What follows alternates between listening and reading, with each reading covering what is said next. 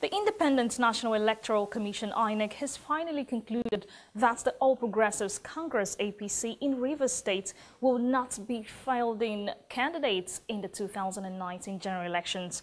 INEC Chairman Mahmood Yakubu put an end to the matter when he addressed the press in Abuja on Wednesday ahead of the Saturday's election, stating that the Commission will obey the pronouncement of the Supreme Court, which is the highest court in the country, according to the Constitution. Yakubu stated that the Commission, as a law-abiding institution, will always abide by the judgment of court, as is the situation for Rivers State. APC, who the Supreme Court, as the last stop for litigations, have ruled against the party. The Nigerian Air Force says it has arrested 9 suspected thugs and bandits who disguised as members of a local vigilante group in Mando area of Kaduna State capital to unleash mayhem on innocent citizens. Addressing journalists while he paraded the suspects at the Nigerian Air Force base in Kaduna, the commander of Base Services Group, Air Commodore E.D. Sani, disclosed that some dangerous weapons, including locally made guns, cutlasses, and 2 unregistered vehicles, were recovered from the suspects. Air Commodore Sani, who attributed the success to the commitment of the service to assist the police and government to end cattle rustling and armed banditry in the northwestern part of the country, says the suspects and recovered animals will be handed over to the police for prosecution and delivery to their respective owners. The Defense Headquarters directed the armed forces to carry out Operation Safe Conduct to ensure peaceful and conducive atmosphere during the 2019 general elections. In line with this, the Chief of the Air Staff, Air Marshal Sadiq Baba Abubakar, charged the Air Training Command, Nigerian Air Force, Kaduna, with the responsibility of securing areas manned by its personnel to assist the Nigerian police in maintaining law and orders. On his part, the security advisor to Governor of Kaduna State commends the Air Force for complementing the efforts of the state government in ensuring that the state is free from criminal elements. I wish to appreciate the efforts of the Nigerian Air Force, Kaduna Air Force Base, for always coming to the assistance of the Nigerian Police Force in ensuring citizens of Kaduna State live a life devoid of fear. Presidential candidate of the People's Democratic Party, PDP, Atiku Abubakar, has alleged plots by the president and the ruling party to rig the Saturday presidential election by postponement of polls in 3 northern states. In a statement signed by his spokesman, Frank Shoaibu, on Tuesday, Atiku claimed that the plot was part of the discussion Buhari had with governors of the 3 northern states during a closed-door meeting with them in Abuja on Tuesday, aimed to ensure that the Independent National Electoral Commission (INEC) shifts election in Borno, Adamawa, and Kaduna states based on security issues, after which the ruling party will, on the rescheduled date for elections in those 3 states, use security agents to massively rig polls in favor of Buhari. The opposition presidential candidates further warned that anything short of the simultaneous holding of the rescheduled presidential and National Assembly elections across the country on Saturday is not acceptable. The Economic and Financial Crimes Commission (EFCC) says it has noted with concern the judgment of the Federal High Court sitting in Abuja, in which the Justice Folashade Ogunbanjo restrained the Commission from declaring the chairman of the defunct pension reform tax team, Abdul Rashid Maina, wanted. The judge also gave an order of perpetual injunction restraining the EFCC and its affiliates or related bodies from further declaring minor wanted in relation to the issue of the pension scam, and also ruled that the EFCC has not violated minors' rights and refused to grant him monetary compensation.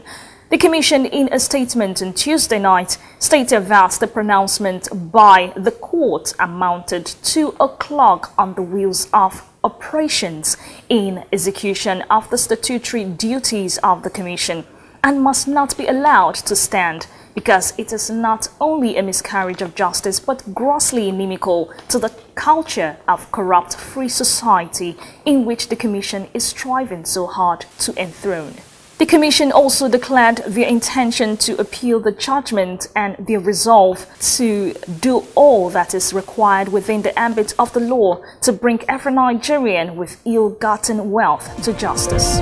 The Nigerian High Commissioner to Ghana, Ambassador Michael Abikoye, has protested the inhuman treatment of Nigerians by the Ghana Immigration Service with the deportation of 723 Nigerians between 2018 and 2019.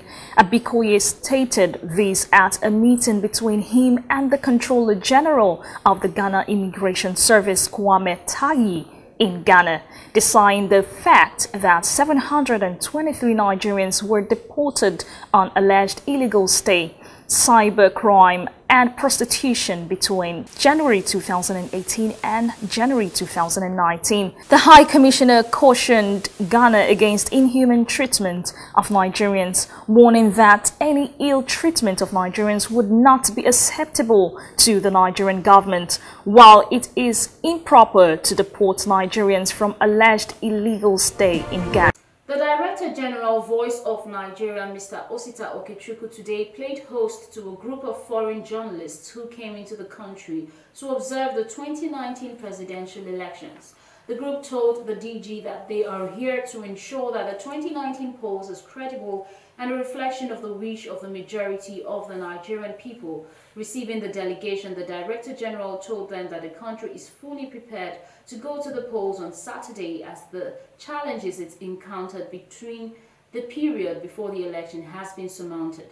TVN's correspondent Idoko Imano has the report.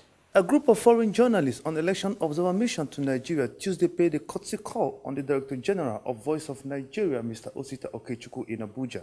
The group, who were on a familiarization tour of VON ahead of the rescheduled 2019 general elections, told the DG that despite the various challenges the country encountered build up to the polls, they hope and expect that the Nigerian people build confidence around the country's electoral process. We hope as international observers that we'll get to see a growing confidence in the process. There have already been challenges to this process. The judiciary, there are questions because of the suspension of the Chief Justice. INEC, there are questions because of their difficulties in figuring out when they can hold the election. It's reducing people's confidence a little bit today, but we hope to see over the next week that confidence build again, so that when the final figures are tallied, people are satisfied that they exercised their democratic right. We'll be very happy to see that. Mr. Okechukwu, who thanked them for their interest in Nigeria's electoral process, used the opportunity to enumerate some of the exceptional achievements of the Buhari-led administration in terms of infrastructural development of the country. What Buhari did that's exceptional is that he had embarked on a massive infrastructural development of the country. Yeah. 5,000 kilometers of federal roads, 5,000 kilometers of standard gauge rail line, As well. 5,000 additional kilowatts of electricity. The most massive, ambitious by any one regime since independence. And he's also trying to aim at food sufficiency in food production with a little resource. No matter the criticisms they might have in terms of selectivity, in terms of appointments, but in terms of infrastructure, it's nationwide. It's time to grab it, because there was a day in an informal discussion, he was asking us actually, why is there gross unemployment? And we said it's because there's no infrastructure to people. Yes, and even those who are talking of the private sector to drive the economy, there's little they can do unless there's sufficient infrastructure, like electricity. And one of the biggest power plants we're going to have is somewhere in Taraba State. It's just finished the arrangement. It's going to produce about 3,000 megawatts of electricity. Mambila hydropower plant. The DG also told the delegation that the reports that some card readers might have been stolen or missing as a result of the postponement of the election holds no water, as those in possession of those cards won't be able to use them at the polls. Recently, they were telling us stories of some people that packed the car readers. I laughed my head off. I said, what are they going to do with it? Because you must bring it to the polling unit. Yeah. So how do you bring it there? They said, no, they can be filling it up somewhere. It will be linked up to the system. They will hack the system. Is it possible to hack the system? I hope not. No. I told them there are firewalls. You cannot procure such an equipment without sufficient firewalls. The observers assured the DG that their major concern as observers in the upcoming election is to see how major players like the media, security operatives, INEC, and others involved in the 2019 polls will conduct themselves in order that the will of the Nigerian people prevail come Saturday. Doko Emmanuel, TVN News. The Independent National Electoral Commission, INEC, has said that the deployment of voting materials to the 774 local government areas of the country will be completed on Thursday. While it has completed 100, the configuration of the smart card readers, which will be used for the accreditation of the voters on the 23rd of February and 9th of March 2019. Updating the media and observers of the preparedness of the Commission on Wednesday, Chairman of the Commission, Professor Mahmoud Yakubu, said deployment commenced on Wednesday in 10 states. These, he said, will be completed on Thursday. He also acknowledged that though there are reports of missing materials in some states, good progress has been made in the area of logistics, and further stated that only accredited diplomats will be allowed to move about on the day of elections. Some residents of Kaduna State have aired their opinion on the security reports issued by the state government on the eve of election, stating that about 66 bodies were discovered in Kajuru area of the state. The report and the postponement of the elections brought a lot of tension in the state throughout Saturday and Sunday, as most residents stayed at home monitoring the situation. Speaking with our correspondents at different newspaper stands in the state, most residents were disappointed with the report, while others were in full support of the state government. The issue of the security report, you know, Kaduna State is being a state that there's kind of maybe misunderstanding within the southwest and south with the north. But the issue of the security report that came, I wouldn't have in any way blamed the governor, because I believe that you can't expect the governor to be everywhere. The only thing I noticed was that maybe he got an information that he had to act immediately. But you know, tension is everywhere. But the news was so wrong to come at that same time. But the only thing is that we were like, the tension is making us to feel as if maybe that news was so wrong that we are eager to blame the governor. I will never blame the governor. I believe that after we find out that maybe the information was wrong, the needful has to be done. So I believe things will work. Issue about our governor in Kaduna is power drunker. It's a power drunker. Why do I say it's a power? He doesn't care about human being. If you care about human being, in anything you do, you will do it straightforward. You will let people know that you are doing the right thing. By telling the whole state that they killed 66 people in Kajuru, along the line, everybody feel it. But I know it's a plan. If not plan, why during election? So we realize that when the GOC went there yesterday, we saw everything, we watch, we do everything, we see that it's a lie. And about, we were being told, they interviewed people there, people who said it's only 11 people that be killed when it's not even now. It is not even the present time I say. So our governor is deceiving us, and we shouldn't deceive ourselves. That is what the governor did. He did because some people are sabotaging this thing. They don't want the election to hold in Kaduna State. That is why it's a deliberate plan to stop the election. But the governor stood on his toes to see that this election must hold. Whatever the circumstances, he makes sure that this election must hold. And I really commend him on that. They are doing it just to stop the election to hold, but he's trying his best, and which I really commend him on that. Thank you very much. We saw the sitting governor of Kaduna State, the person of Nasir Yerufai, boldly speaking on the telly. No security men, no bodyguard, only him and alone and the cameraman. He was making this emphasis that 6 people were killed in Kajuru. And on the eve of the election, on the serious note, we have suffered so much in this state, mostly Kaduna State, in terms of crisis. We are trying to see how peace can reign between the two people, which is the Christian and the Muslims. We don't like crisis. Kaduna State has been one of the peaceful states that I used to know right from when I was a little child. Growing up to see that things like this is happening, to my own greatest surprise, I'm not happy that the governor himself will come out, will be the one to say it, that 6 people have been killed, and which is a Fulani man has been killed. I think we are expecting the governor to see how peace can reign between these two people, which is the Christian and the Muslims. On a serious note, if the Fulani man hear that something like this happened, he will not be happy. Before you know, there's going to be a replacement attack in that very community. If something like this happened, but because me, I heard about it that this thing happened on Sunday, but on the eve of the election, the governor came out and said it. I'm not a politician.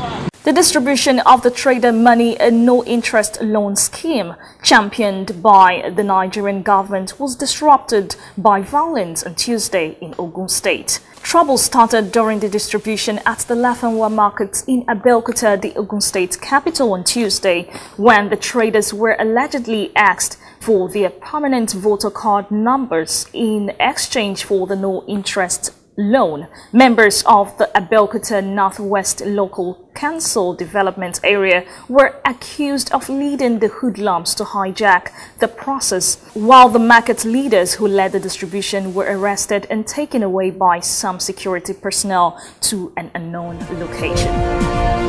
The Nigerian Army on Wednesday in Abuja organized a press conference to re-emphasize the roles of the Nigerian Army during the forthcoming general elections. Correspondent Uchechi Nlemuwa was there and completes the report.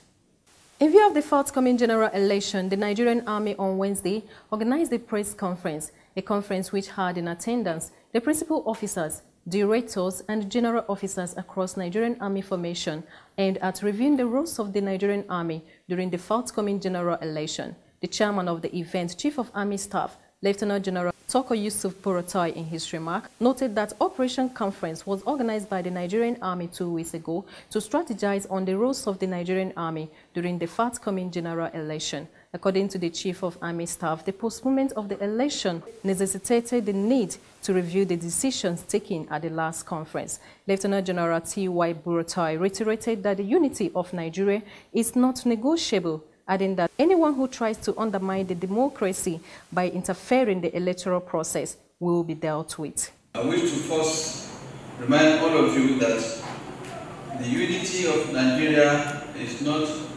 negotiable. Hence, those who seek to undermine our democracy by interfering in our electoral process will be seen as enemies of Nigeria and dealt with appropriately. Our role is aptly captured in the 1999 Constitution of the Federal Republic of Nigeria as amended, and we must defend Nigeria's territorial integrity as well as act in aid of civil authority when called upon to do so.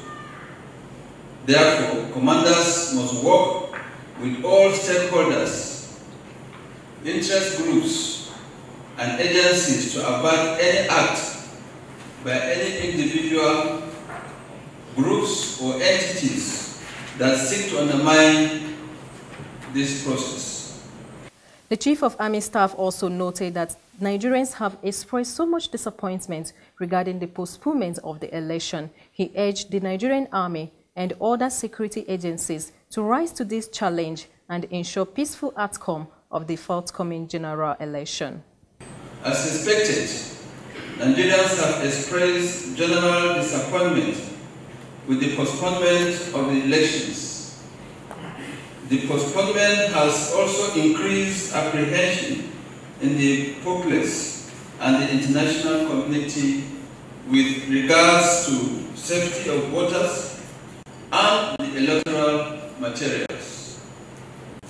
It is therefore vital that the Nigerian Army, along with security agencies, rise up to the challenge of ensuring a peaceful outcome to this general election, so as to give confidence to Nigerian citizens and to assure the international community about our electoral process.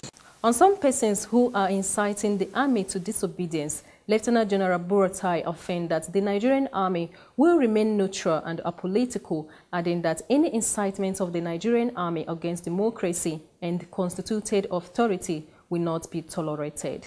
It is unfortunate to hear persons who are aspiring to rule this country again inciting the army to disobedience. We have consistently stated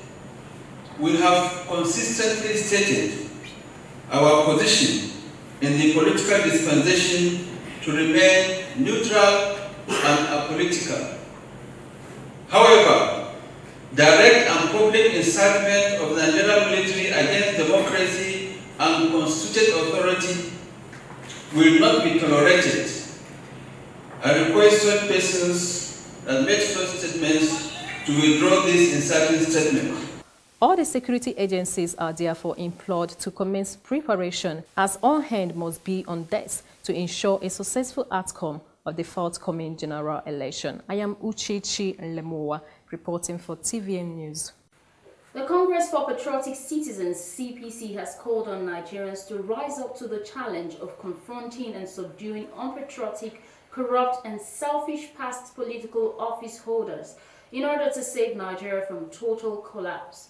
Former Senate President Ahmed Ebute made the call on behalf of the CPC at a press conference in Abuja on Tuesday. He said the alleged alliance between ex-President Olusegun Obasanjo and leaders of the People's Democratic Party (PDP) was a clear indication of a regrouping of past corrupt political office holders that are bent on running Nigeria aground. We find it completely distasteful. Obasanjo's President Dango and conspiracy against Nigeria. What Obasanjo and co have planned is beyond imagination. Every word of Obasanjo from his first open letter to the last snaps of a shameful and dishonorable outing from an elder statesman.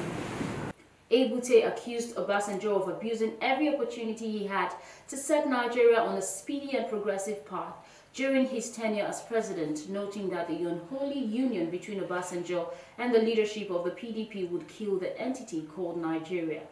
The former Senate president, who said all the letters Obasanjo wrote to the President Buhari were partisan and dishonorable of an ex-president, also noted that having stifled opposition from 1999 to 2007, Obasanjo, instead of inciting Nigerians with predictions of electoral violence, should rather acknowledge the fact that the President Muhammadu Buhari's administration has performed credibly and so deserves a second term.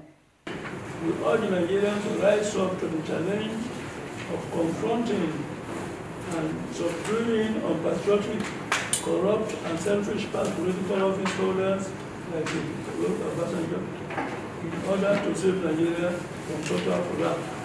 We have more faith in the progress of Nigeria under Buhari presidency than an Atiku.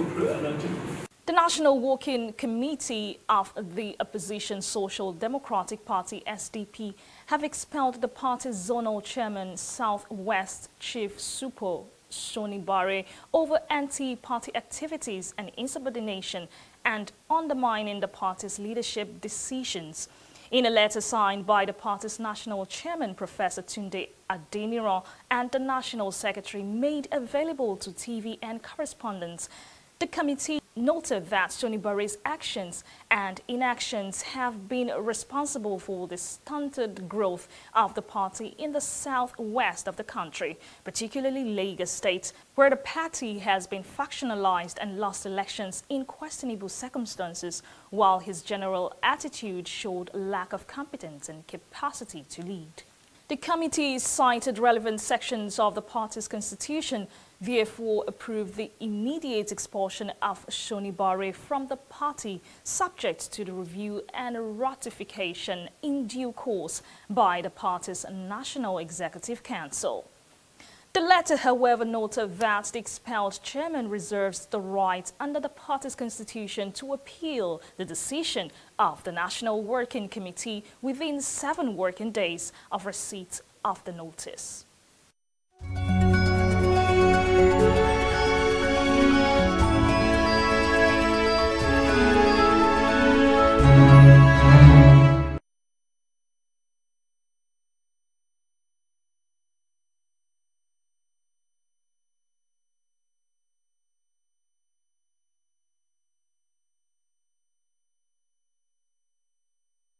Welcome to Business News. I am Chiwendo Sisiago. The total credit from banks to the economy recorded a decline of 455 billion naira from 15.58 trillion naira as of the end of the third quarter of last year to 15.1 trillion naira in the fourth quarter. This is contained in the banking sector report released by the National Bureau of Statistics on Tuesday. The NBS in the report also said the total number of members of staff in banks increased by 1.8% from 102,821 in the third quarter of 2018 to 104,669 in the fourth quarter, adding that during the fourth quarter of last year, the sector recorded 616,528,697 transaction valued at 39.15 trillion naira through electronic payment confirmation. The report stated that the Nigerian Interbank Settlement System instant payments transaction dominated the volume of transactions as it recorded 228,209,423 transactions valued at 23.57 trillion naira during the fourth quarter of last year. Based on the analysis of the report, the agricultural sector received 610.14 billion naira, power and energy 403.37 billion naira, construction 614.5 billion naira, trade and general commerce 1.07 trillion naira, while credit to the government was put at 1.36 trillion naira. In the same vein, the real estate sector received a total loan of 622.77 billion naira, finance, insurance and capital markets 1.1 trillion naira, education 57.25 billion naira, information and communications technology 545.49 billion naira, transportation and storage 289.85 billion naira, while other sectors got 339.73 billion naira. The decline in the volume of the naira persisted on Tuesday as it depreciated to 362.20 kobo per dollar in the investors and exporters window. Naira down to 362 naira 03 kobo per dollar in investors and exporters window. Data from financial market dealer quotation shows that the indicative exchange rate for the window rose to 362 naira 20 kobo per dollar from 362 naira 07 kobo per dollar on Monday, translating to 13 kobo depreciation of the naira. The volume of dollars traded on the window rose by 424% to $397.32 million from $75.84 million on Monday. However, the naira on Tuesday was stable at 359 naira per dollar in the parallel markets. That's the business news from Television Nigerian. I am Chiwend Usisiago. Thanks for watching. The stock market witnessed a rebound on Tuesday as the investors gained 80 billion naira. The market capitalization of equities listed on the floor of the Nigerian Stock Exchange increased from 12.004 trillion naira on Monday to 12.084 trillion naira on Tuesday, while the all-share index gained 0.67% to close at 32,406.17 basic points from 32,190.07 BPS recorded on Monday. Analysts at Afri Invest Securities Limited said the rebound witnessed by the market was due to buying interest in bellwether stocks such as Zenith Bank PLC, Guarantee Trust Bank PLC, and United Bank for African PLC, as the year-to-date return improved to 3.1%. Activities level also strengthened as 361.821 million shares valued at 4.160 billion naira exchanged hands in 4,623 deals, representing a 55.4% and 23.7% increase in volume and value traded respectively. The top traded stock by volume were Transnational Corporation of Nigerian PLC, 120.2 million units, Zenith Bank 37.3 million units, and FBN Holding PLC 31.2 million units, while Dangote Cement PLC 951.6 million naira, Zenith Bank 925.5 million naira, and GTB 778 million naira led the top traded stock by value. The top 5 gainers were Daport Oil and Maritime Services PLC, Sovereign Trust Insurance PLC, Associated Boss Company PLC, Custodian Investment and Academic Press PLC, which saw respective gains of 9.52%, 9.52%, 9.09%, 8.26%, and 8.11%. The top 5 losers were First Aluminium, Transnational Corporation of Nigeria, Wema Bank PLC, Unity Bank PLC, and Union Diagnostic and Clinical Services PLC, whose respective share prices shared 10%, 9.74%, 9.68%, 9.65%, and 6.90%.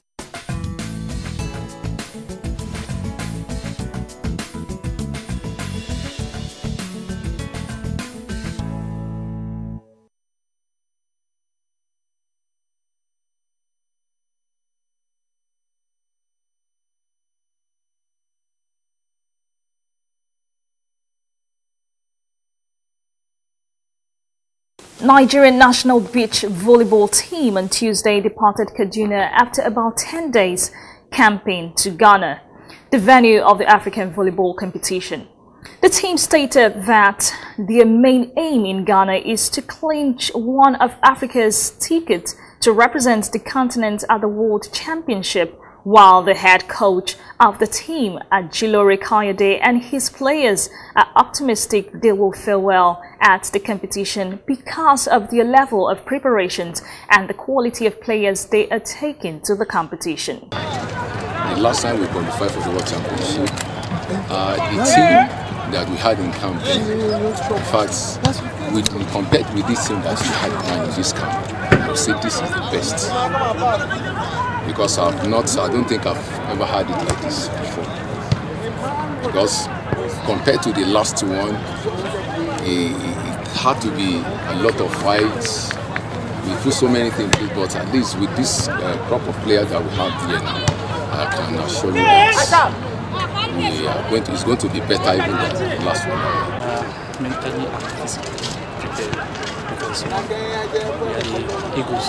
Although the footballers use Eagles, but we will use Eagles too, because we know we will fly high. We will fly high with what our coaches give us, and with the help of God, I'm sure we are going to come back with a good result. In his address to the team, the President, Nigerian Volleyball Federation Engineer Musa Nimrod, charged the players to wake up because all the African countries are not pushed aside, but also expressed his confidence the team will get the tickets for the World Championship. Male team, Nigeria is not sleeping. Neither in the female team, Nigeria is not sleeping. Most of these people now, they are no more interested in indoor. Call for indoor today, you will see either 3 countries or they will appear.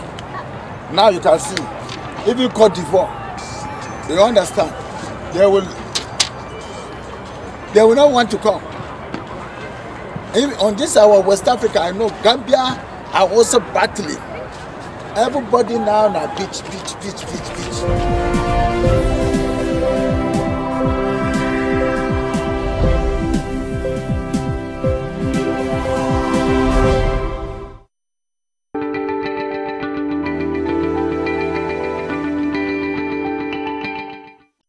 My expectation from the next president is that he should not be sectional.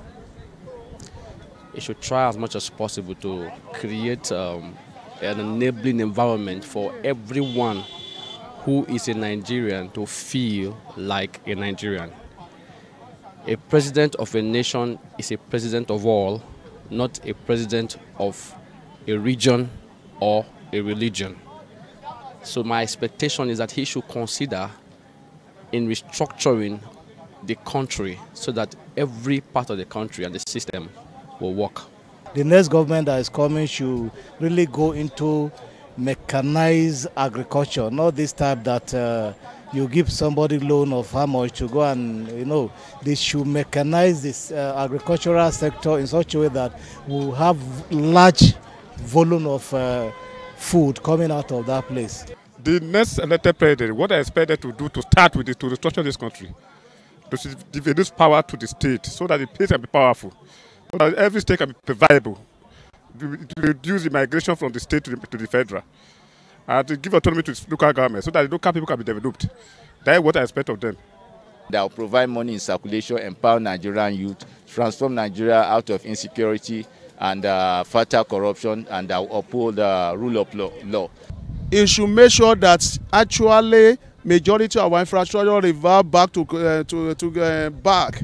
We should make sure that agricultural have the buoyant backup so that we can be producing the cloth that we are looking for in abroad here. We are doing it here in Nigeria before.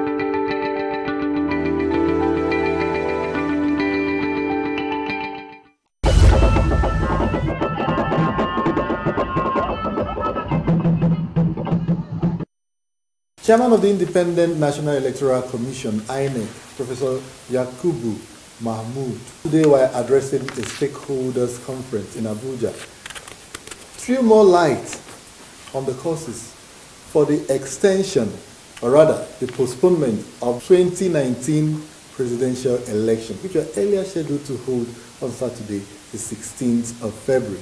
The new date now announced is 23rd of February 2019. He cited logistic reasons as the reasons for the postponement. As expected, reactions have continued to trail this move by the nation's electoral umpire. Political parties, leaders of thought across board, had expressed reservations about reasons given by the chairman of the Independent National Electoral Commission. And interestingly, the ruling party, the All Progressive Congress, APC, including the President Muhammadu Buhari, has expressed reservation as well to the explanations given by the Independent National Electoral Commission's chairman. The presidency, from what we gathered, have ordered an investigation into circumstances surrounding that move, which has thrown a lot of dust right now in the politics. These are some of the issues we'll be looking at on this episode of Nigeria Today. I am Charles Ibe. Welcome on board.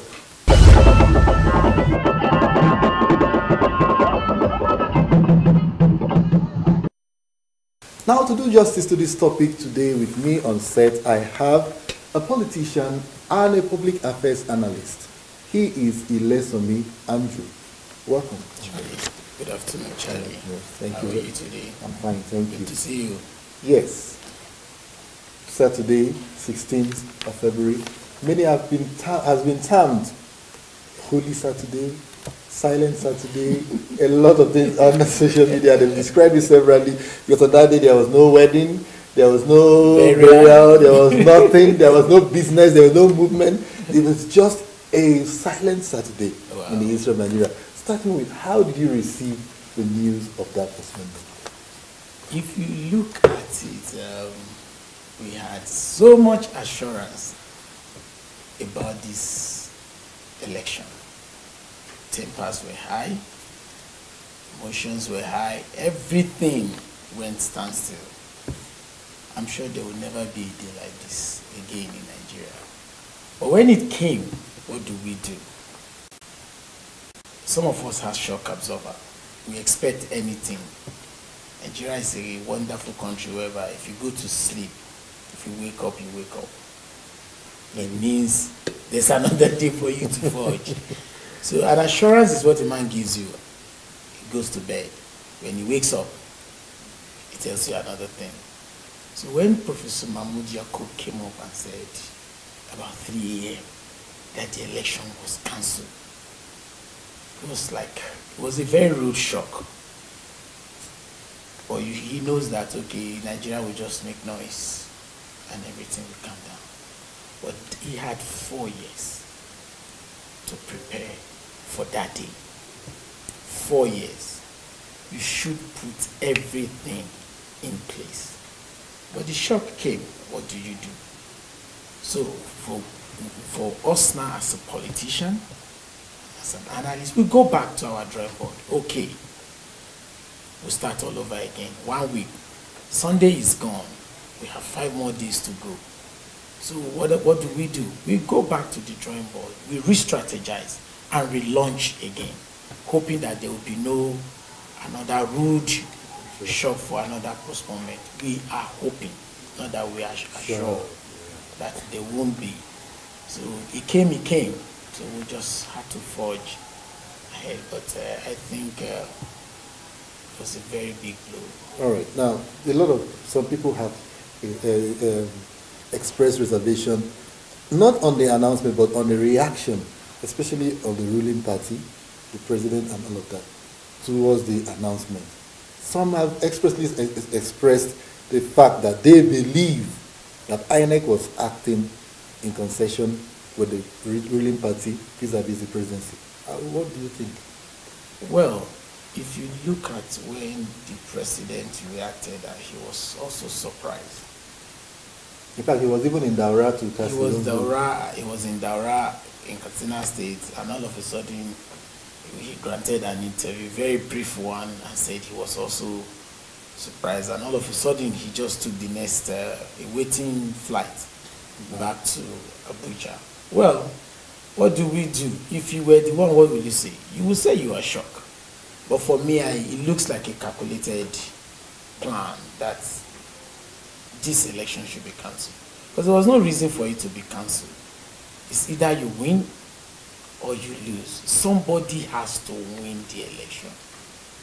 Whichever way it comes, a political party has to just emerge as the winner.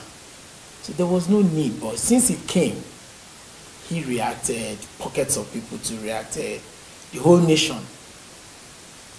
It will not be forgotten in a hurry. Yeah. That is just what happened. So, but we had to just move on. All right, prior to Saturday, there have been some issues, of which the INEC chairman did mention when he was addressing the stakeholders. He mentioned specifically sabotage, talking about the issue of the ballot box, PVCs that were burnt in Anambra, in Abia, and some other issues. But before then, after those incidences, he had continually assured Nigerians that they are ready. That even those instances that they have already mopped up support that will make up for the lost materials and all of that.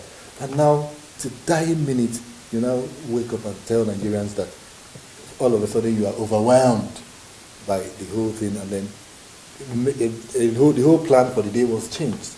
Now, looking at critically, INEC, like you did mention, 4 years to plan for another election, and at the dying minute, what we have occurred.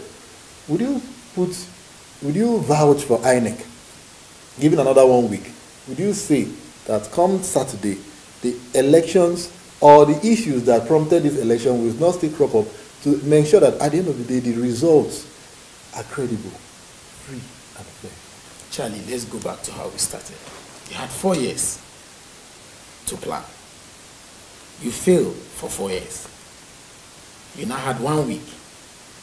How do you make up 1 week for 4 years? It's a very tough thing. You had 4 years. You planned for 4 years. The moment one election is over, you start planning for another election. You cancel what you have planned for 4 years. You now want to re-strategize for 1 week. How do you make up that? I told you from the beginning, assurance is what a man gives to you when he goes to bed. He wakes up and tells you another thing. You said you had logistic problem. So how would you make up this logistic problem in 4 years, in 1 week? What you have failed for 4 years, you want to make up for 1 week. It doesn't work that way. If all the things he has put in place didn't work for 4 years, how will he work for this 1 week, Saturday to another Saturday? Now, the trust now is that are we going to have what we have? The confident, the people that travel, the people that were not 18 years, 4 years ago that have turned 18 years, the youth corps members that were left in the cold, would they want to do that same thing? People who were craving to be an ad hoc staff, people who got stranded all over the nation. How do you reconvince them that, okay, let us do it all over again? Is it that you want to take advantage of the whole world? Look, at Nigeria is a country whereby if Nigeria should sneeze, the whole world catch cold. Not just Africa. You know that. So, but like, let's still give him, let's not throw the baby away with the bad water. Let's still give him another chance, hoping that he can make up, excuse me, for the breakup. That, okay, hearts are broken. Let's see how he can mend the broken hearts. That's just where we are right now. Do you believe anything can change between a space of 4 days or 5 days? Like, for instance, if I've made up my mind I'm going to vote for this person and all of that, then giving room for more people to come and start making noise all over again, isn't it going to lead to some kind of confusion? This election will change this nation. You are convinced about that? This election will change this nation. This is where we are deciding the affairs of this nation come the next 4 years and eternity. Whoever is coming in now might not be the Messiah, but I want to assure you that this is what decides how Nigeria is going to go about. Our future depends on this election. So you can't afford to toil with it. People who have traveled, some fortunate, they traveled, they didn't make up, but I can assure you that people will still travel. He would have also opened this channel that you can still take 72 hours to collect your PVC. Let that window still open for a little while between now and Wednesday, or even between now and Thursday. You know, people will be a little bit okay. There'll be this a little bit, tension will calm down. People didn't get their PVC. You said people cannot advertise. People should not campaign. You don't do it well. We are not living in a military era.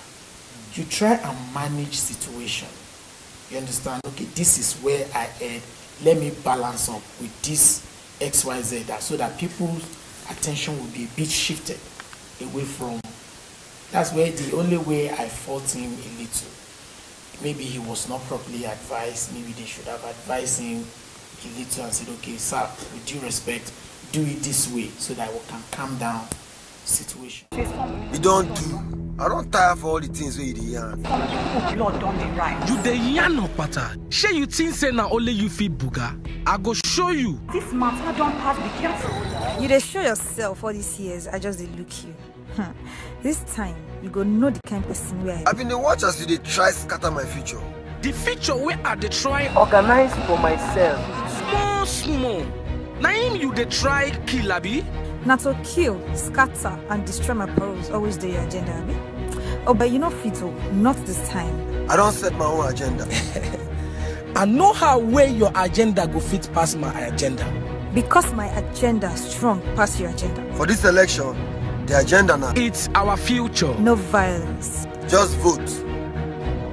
Set the agenda for this election. No violence, just vote.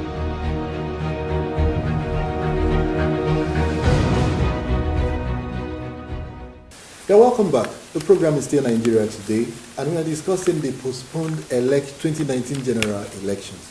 And with me on stage is still Mr. Ilesobi Andrew, he's a politician and a public affairs analyst. Now let's look at a critical issue that keeps reverberating when we talk about this postponement of elections. A lot of people are of the view, of the opinion that desperation from politicians, those in and those out of power, wanting to get in by all costs or wanting to stay on by all costs, one way or the other contributed to what we have right now in the polity. What is your take on that? Well, excuse me, I like to use this narrative of if you like football, you find out that the person in the box and then one outside the box. The one outside the box believe he can do better than that person in the box. They can just pass a little ball to you. For you to hit the net might be very difficult because you only know how you're feeling. Yes. And at the end of the day, you find out the man behind the box is shouting, oh, this person is this person is this. So that I will not use a very terrible word, this person is this. Yeah. But that is not how it is. You don't know what that person inside is going through. And Nigerian factor, when you're a leader in Nigerian factor, you have too many people around you. Those who loves you and those who pretend as if they love you.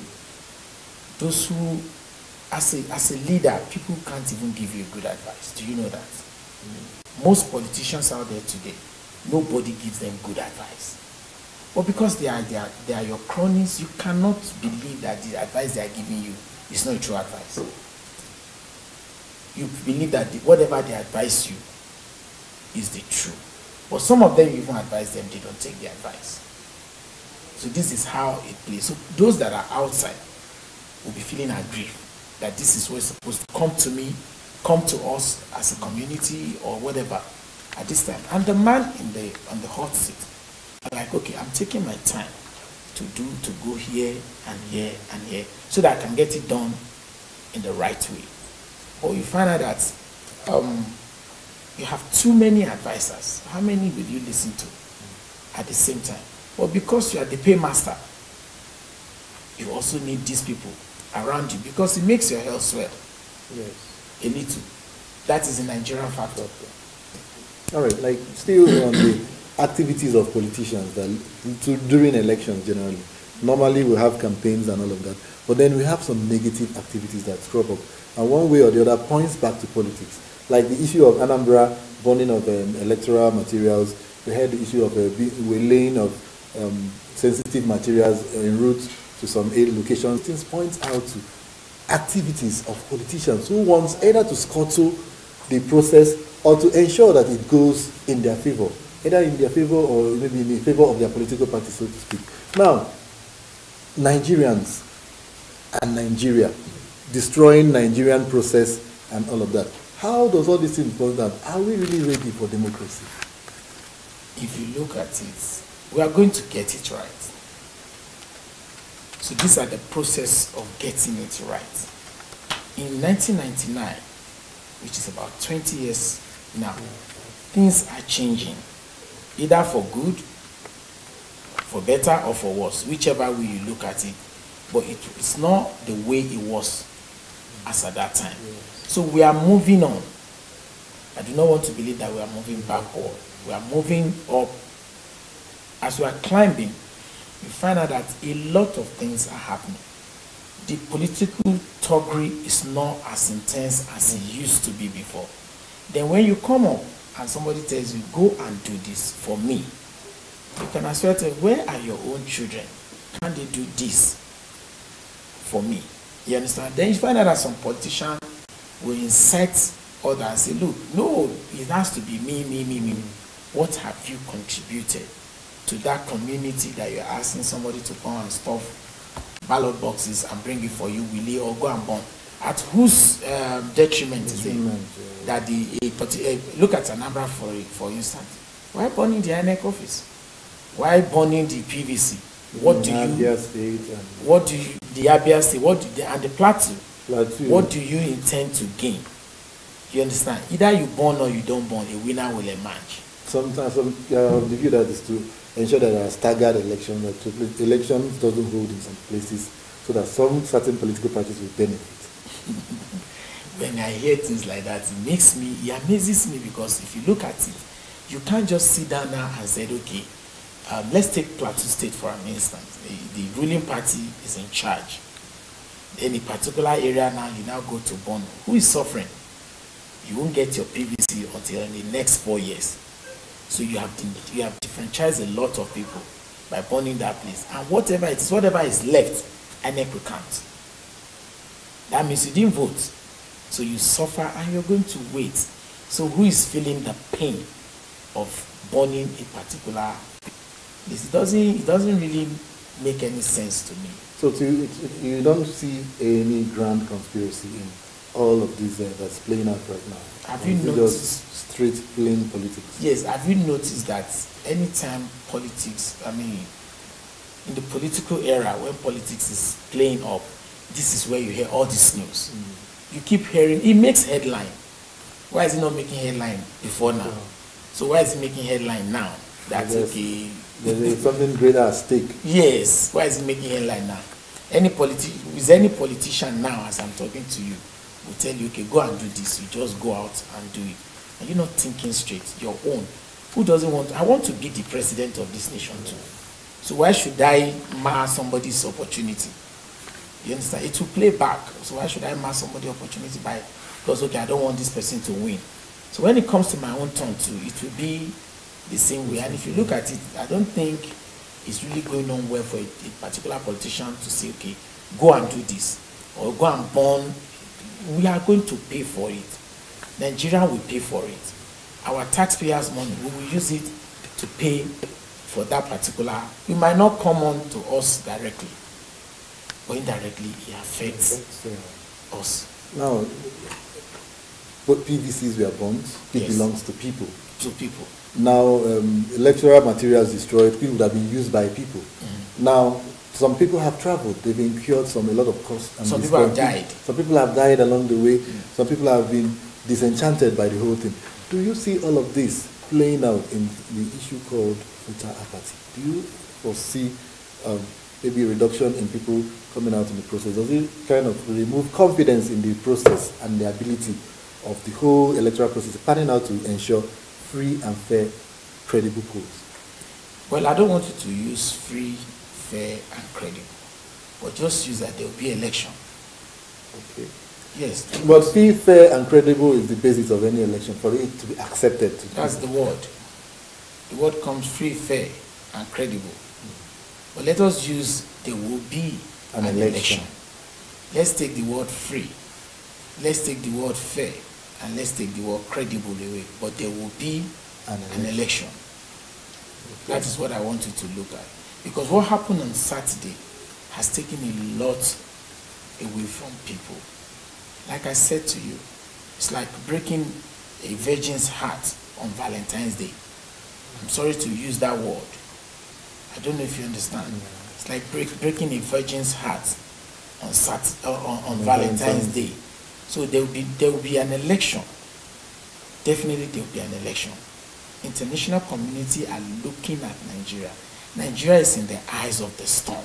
Nigeria is like a tiger now. You're looking into the eyes of the tiger. If you move, the eye of the tiger moves. You understand? That is where we are. That is where we are now. But there will be an election. A winner will emerge. You understand? But what happened on Saturday, you cannot say there's going to be free. There's not going to be, we can't say there's going to be fair, and we can't say there's going to be a credible election because hearts have been broken. Those that travel, will they travel again? Schools that were on break, will they be on break again? You understand? This is the fear. Is that what they want to create so that there will be no free, there will be no fair, and there will be no credible? This is my own opinion. You understand? That's why I look at it. Okay, free, fair, credible, but there will be an election. All right, if you're going forward, if you have to advise INEC on getting it right, what exactly will you be telling them about the Saturday's 23rd of February? You have 4 years to prepare. You don't go to bed. INEC is not supposed to be sleeping after every election. You depend on only one channel to move your material. Definitely, you will fail. You should be planning your mistakes of the past. How do you correct what makes you fail before? So what I would advise INEC to do in order to get it right this time around, okay, the moment before the election is over, they should not sleep. They should be on the hot seat. Where did we fail?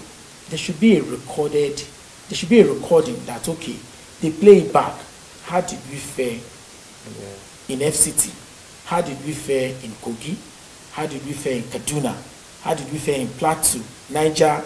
Okay, these pockets of state that are in this North Central. Now to the hinterland in Bayelsa.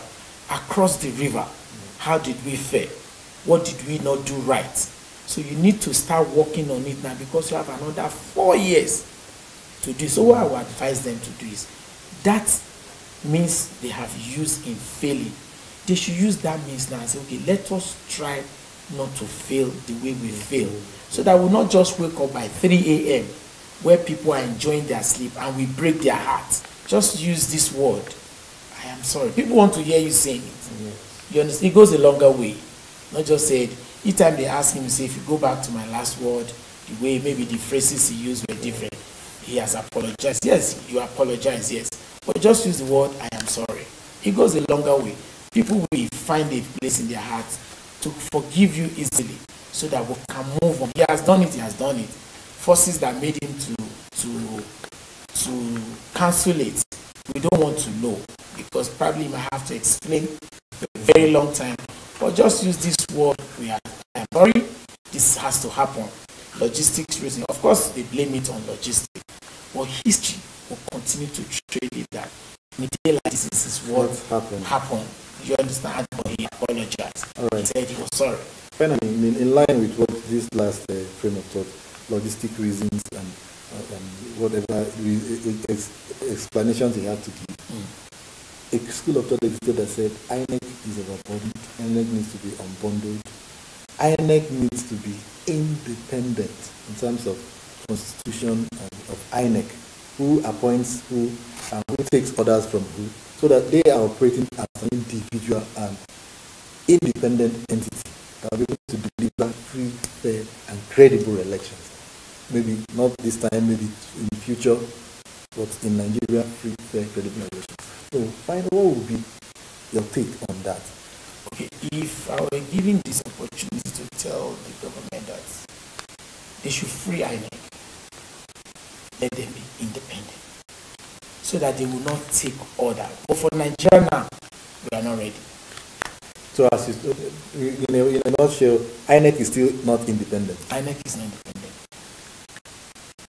That's why the INEC takes order. INEC depend. Remember, independent. You understand? So they still depend. If we get to the right page, the right time, we'll open the page and rewrite the history of INEC. So that INEC can be independent. They don't depend on anybody before they do whatever they like. But for now, we're not yet there. So is there a possibility that this postponement was issued at the order of somebody somewhere? Well, you can read in between the lines. Let us read in between the lines. The heat was on. The pressure was on. I'm sure you were there at the International Conference Center. Yes. I was moving around to monitor us to make sure, okay, what do we get? Because it's the good news we're waiting for. Yeah. Or be it as it may, the news came. Either good or bad, the news came. So we took it the way it came. So I hope in the future we get to try by telling INEC to align INEC to be independent on their own. Their funds, how they channel it, how they use it. Operational modality. Yes, it will help. If you look at it, even INEC, their funds came late. So it's a lot of things were really hampered. So we hope that in the near future, very, very soon, or before the next 2021-23, INEC will be independent on their own. It will be better for us. Thank you very much. Ilesomi Andrew, politician and public affairs analyst, has been our guest on Nigeria Today. He has shared his thoughts on the postponed 2019 general elections, and he believes that, come what may, these elections will redefine Nigeria, will change the political annals of this country. And he also believes that INEC, in the real sense of the word, needs to act independently of whatever forces, of whatever orders or authorities that be. And Nigerians, 23rd of February still remains a date with destiny. Please, all you have to do is go out there with your PVC and vote. Vote your conscience. And while voting, observe every rule of engagement, every rule of the game. No violence, no thuggery. Nigeria belongs to all of us, and Nigeria will always remain. That's the much we can take on Nigeria today. Thanks for watching. I'm Charles Ibe.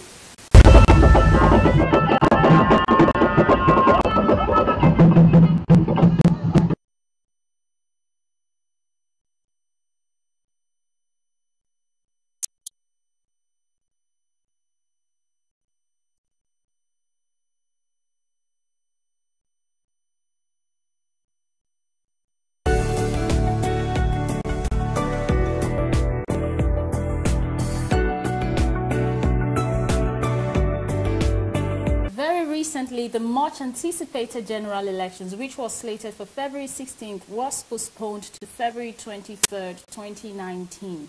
Now, this did not go unnoticed as it has since been generating lots of controversies and mixed reactions from various arms and Nigerians in general. Now, today on Issues of the Moment, we will be discussing the postponement and its ripple effect. I am Eunice Johnson, and of course, I am not alone. I have a guest to discuss this week. You get to meet him right after the break. Stay tuned.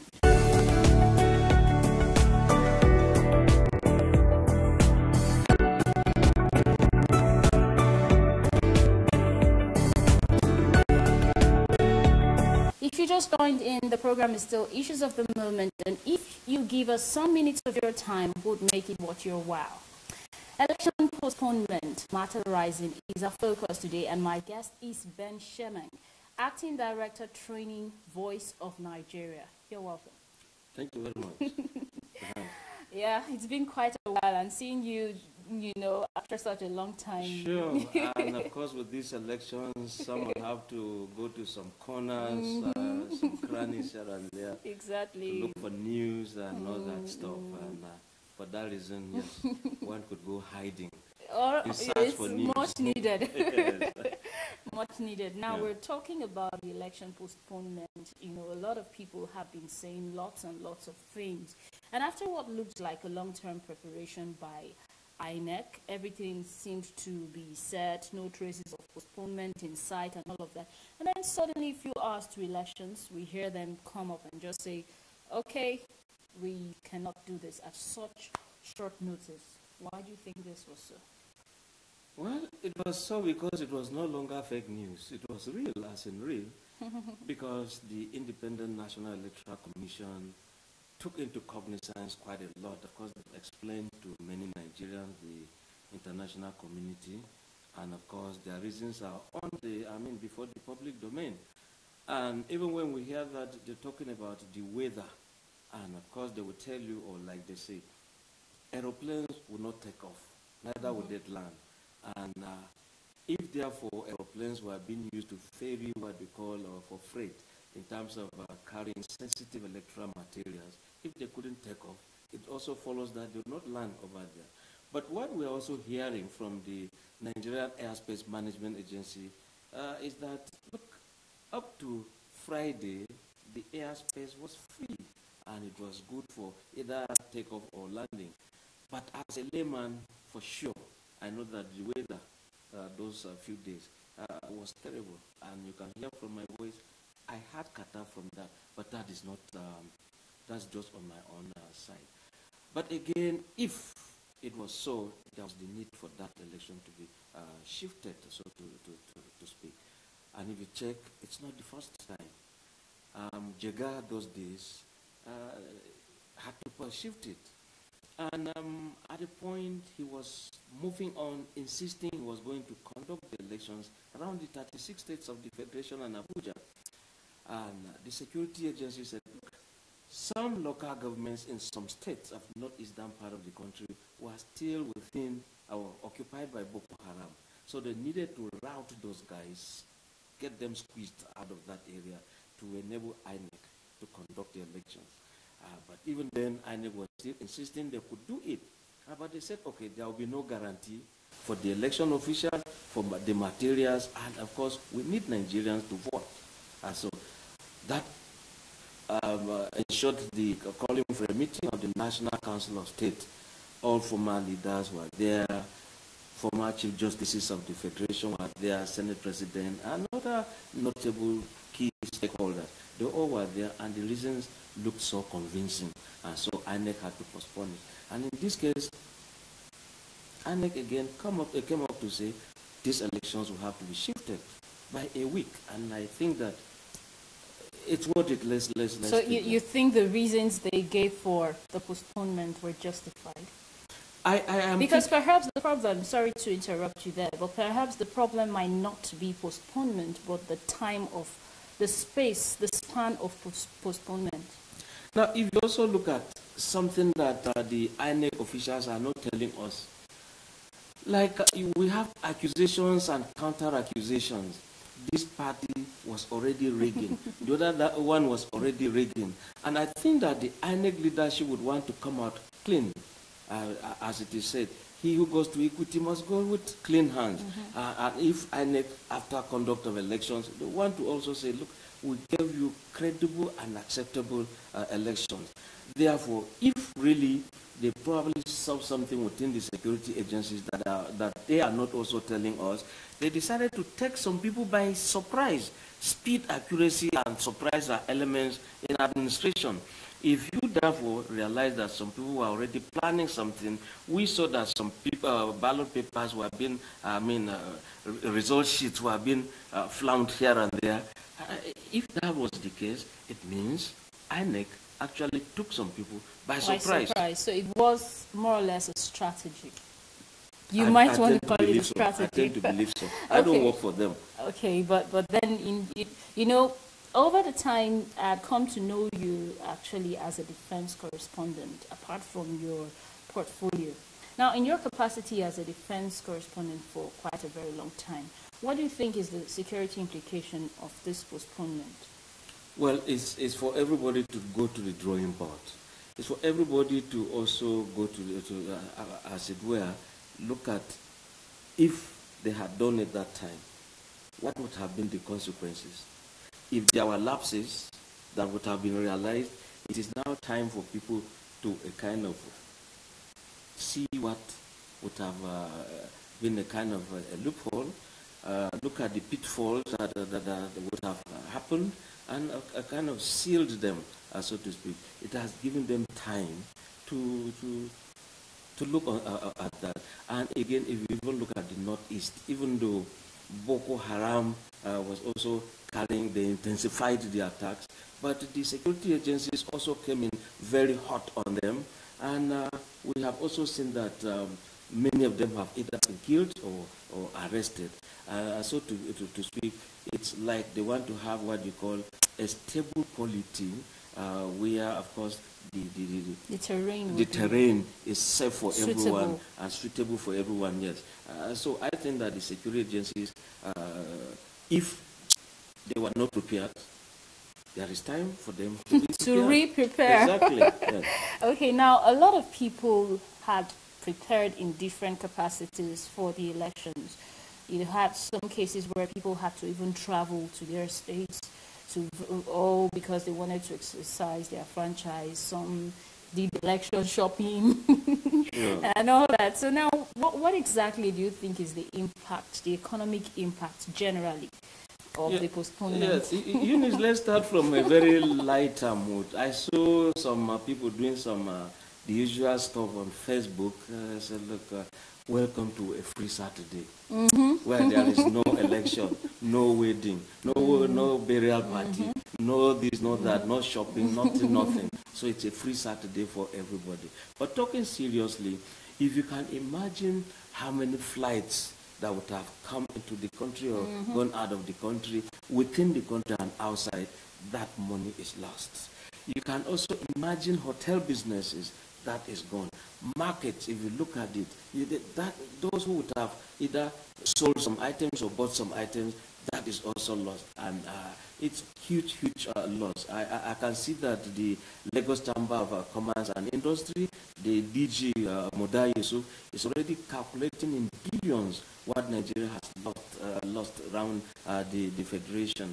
And if you also look at it, even socially, where people will gather in the bar beach, have some party, have some fun, and all that stuff. So that didn't take place. So it entails on the economy. And if you also look at taxi business, transportation, intra-city, intercity. These things, everything, Nigeria was just being shut down. it was like secondary school boarding where you say light out, everybody goes to bed, so to speak. But again, the economy actually suffered in all of this. And if you check, yes, some people are also calculating, some schools had to give what they call midterm break. Some also look for fear of the unknown. We can't guarantee your children being in school. Parents come pick your school, your children. And so they all rushed, pick, and with the hope that they will return by tomorrow. Here again, people are at a loss. Should they return? Should they call this? You know, it's a big kind of a thing, yes. It is, it is. I agree with you on that. But then we still have a lot to discuss. But then let's take a quick break. Stay with us.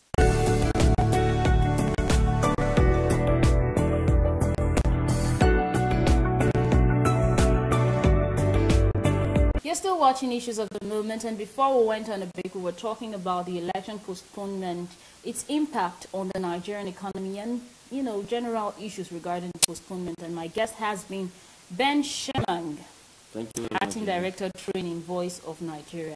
Now, moving on, just like speculations have come up, you know, a lot of people have been speculating that there might be some sort of political undertone to this postponement. What's your take on that? Yes, like I've said before, just like the two main political parties have been accusing INEC. Look, INEC is working for APC. No, INEC is working for PDP. In that case, okay, INEC decided to bring the surprise. Like I said, speed, accuracy, you know, came in. If actually there were some people working behind the scene, also recall that former President Olusegun Obasanjo was saying that he had smelled a rat. Some things were happening behind the scene. Election voting had started before the election day. And if that was the case, and we hardly can say what security agencies were also saying, what they fed the INEC authorities with. For that reason, INEC would just feel, look, let's come out clean. And they decided. After all, if you look at the law says, conduct your elections at least how many days to swearing in. So they still have ample time. Even if they had postponed by a month, there was still that very time. So I think that INEC performed within the confines of the law as stipulated by the Nigerian Constitution and the Electoral Act. So you're saying since they did whatever decision they took, since it is within the ambit of the law, they are on the right track? Yeah, they're on the right track, and that's why you see, no matter who is crying over this, we still have one nation called Nigeria. In as much as you are a Nigerian, I think that we should, it has happened. So what do you want to do? You can see Nigerians actually, just like you referred to the memes and, you know, funny things that they came up with. We're just moving on and trying to flow with the moment. We should not, I think we shouldn't try to weaken a national institution like INEC. If we make them look like some unserious agencies, of course the elections too will not be a serious one. And you can imagine the perception in Nigeria, if you also, I mean outside this country. Of course the country is always suffering from what they call perception index. When they say poverty, they begin to say Nigeria. In terms of insecurity, they say Nigeria. Where you say it's not safe to have birth to young babies, they say Nigeria. All sorts of perception index, corruption, they say we are there. Everything, we just are there. When are we coming out of these things? And again, postponement of elections, it has become a thing with us. But if we get it right, let's get it right. I want to see it as a teething problem. We are a kind of walking, running, now fly to that zenith. I think it's worthy. Quite inspiring there. Okay, now, many people are of the opinion that this postponement might affect the results, the outcome, as compared to if it were to have been held on 16th of February, and now it's on 23rd. Now, do you see this postponement affecting the outcome of the result of the 23rd elections? I will see the postponement as affecting maybe voter turnout. Exactly, that's and one of them. Yes, if it had been done on the 16th, the kind of people were the zeal was there. People were moving physically. Some traveled out to ensure they vote, and some actually got some days off from their places of work to ensure they vote. Now they have to be called back, come and resume work. And of course, they won't want to travel again. Exactly. So the turnout, I hope it will not be very low. That's the only way I think that it could affect it. But that's a serious impact, actually. Sure. But you see, democracy is still a game of number, where you have the whole federation. There must still be a winner, so to speak. Okay. But truly, I don't think that because it was shifted, the result of this election will be brought to question. I doubt that much. Okay, now we hear that INEC has retrieved some sensitive materials that were already distributed to several areas and different states of the Federation. And we have here many prominent civil groups like Center for Democracy and Development, CDD, and the Interparty Advisory Committee, IPAC, raised concerns about the safety and integrity of the distributed materials, such as result sheets, card readers, and all that. Now that they have been retrieved, you know, they were out there already. Now they're raising concerns that there might be issues as regards that. What's your take on this? Well, everyone is entitled to his opinion, and after all, if you look at all these society-based organizations, theirs is to mount pressure to ensure the correct thing is done. If everybody goes to bed, of course, INEC will simply take every Nigerian for a ride.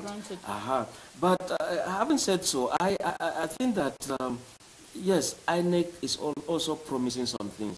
One, they're saying they have to reconfigure the card readers. They have to also look at these result sheets. And supposing suddenly, if that one was blue, it now becomes red. So these are things INEC will do, just the way they took Nigerians by surprise by ensuring that there was a shift. They could as well also fly a new kite.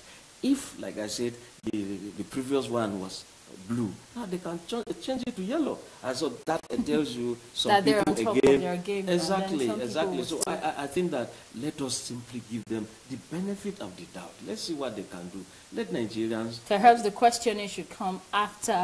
Exactly. But that does not mean that we shouldn't hold them to account. We shouldn't ask questions, probing questions. We should make them to think, so that all these observations Nigerians are making, we'll put them on their feet, and of course, like we always say in the newsrooms, thinking on your feet.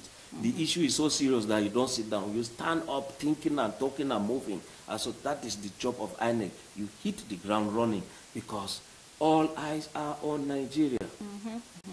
As it stands now, surprisingly, it was said that the US and the UK backed INEC on this postponement decision. They're like, we're in support of the decision to postpone the elections as far as it puts everything in the right perspective. What does this say?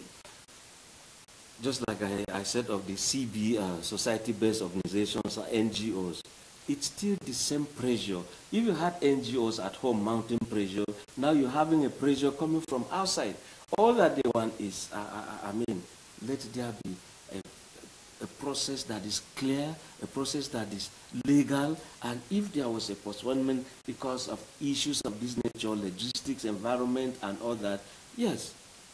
Therefore, they can't say, okay, the next one should be bad. It's obvious that they will say, okay, conduct free and fair elections acceptable by all. So I don't see it as a kind of undue interference, but rather I see it as pressure being brought to bear, both at home and abroad, to ensure that Nigerians actually get what they want. For long, Nigeria has been marking time, and let us move on. I mean, moving on, whoever is advising, whoever is bringing pressure, in as much as it's not about an invasion militarily, I think that we should just take that in good faith and move ahead.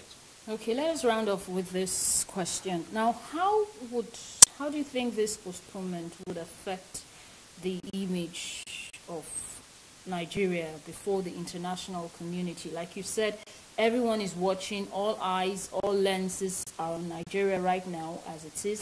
And so postponement and all of that. How do you think we look now before the international community? Well, Eunice, if you fetch water to cook food and it's one chicken went and poured some of the water down, and we decided to get clean water, made nice dinner for everybody, I think that we should not dwell so much on the water that got poured on the ground. But what am I trying to say?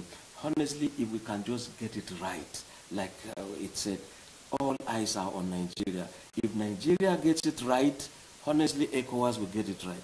If Nigeria gets it right, Africa will get it right. If Nigeria gets it right, the diaspora, especially the Africans abroad, they always hit their chest and say, yes, Nigeria. Yes, just like in 2015, exactly. Everybody were hating. Exactly. And so if you check the international media, everybody, look, the searchlight is all on Nigeria. Would they get it right?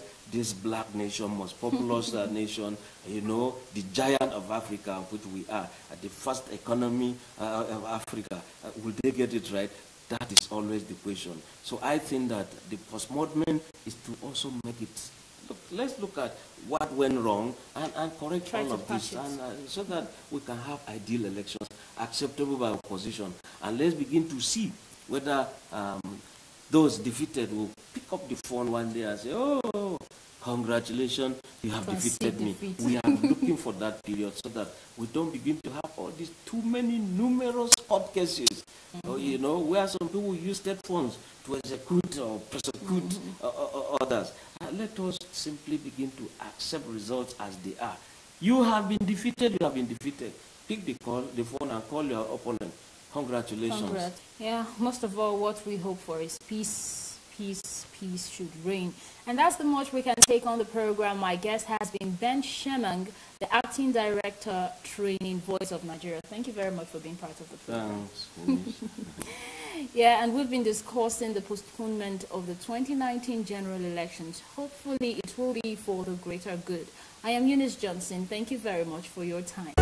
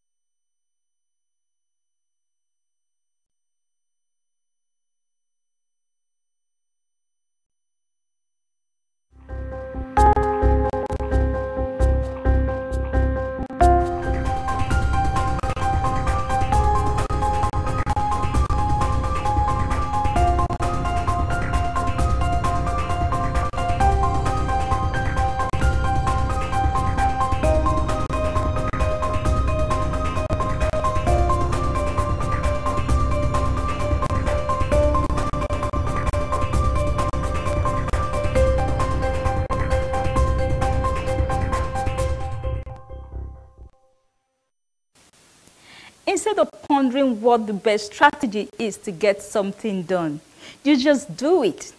When you focus on getting it done, you will find ways to get it done better as you are getting it done. This is from the Credo on Television Nigeria. My name is Sandra Guana. So much time can be wasted as a project or a task just by becoming overwhelmed with the size or the difficulty of it. When you get into the mindset of just doing it, no matter what it involves, you will find that the task becomes easier and everything flows. We'll be right back shortly after this quick break. Don't go away.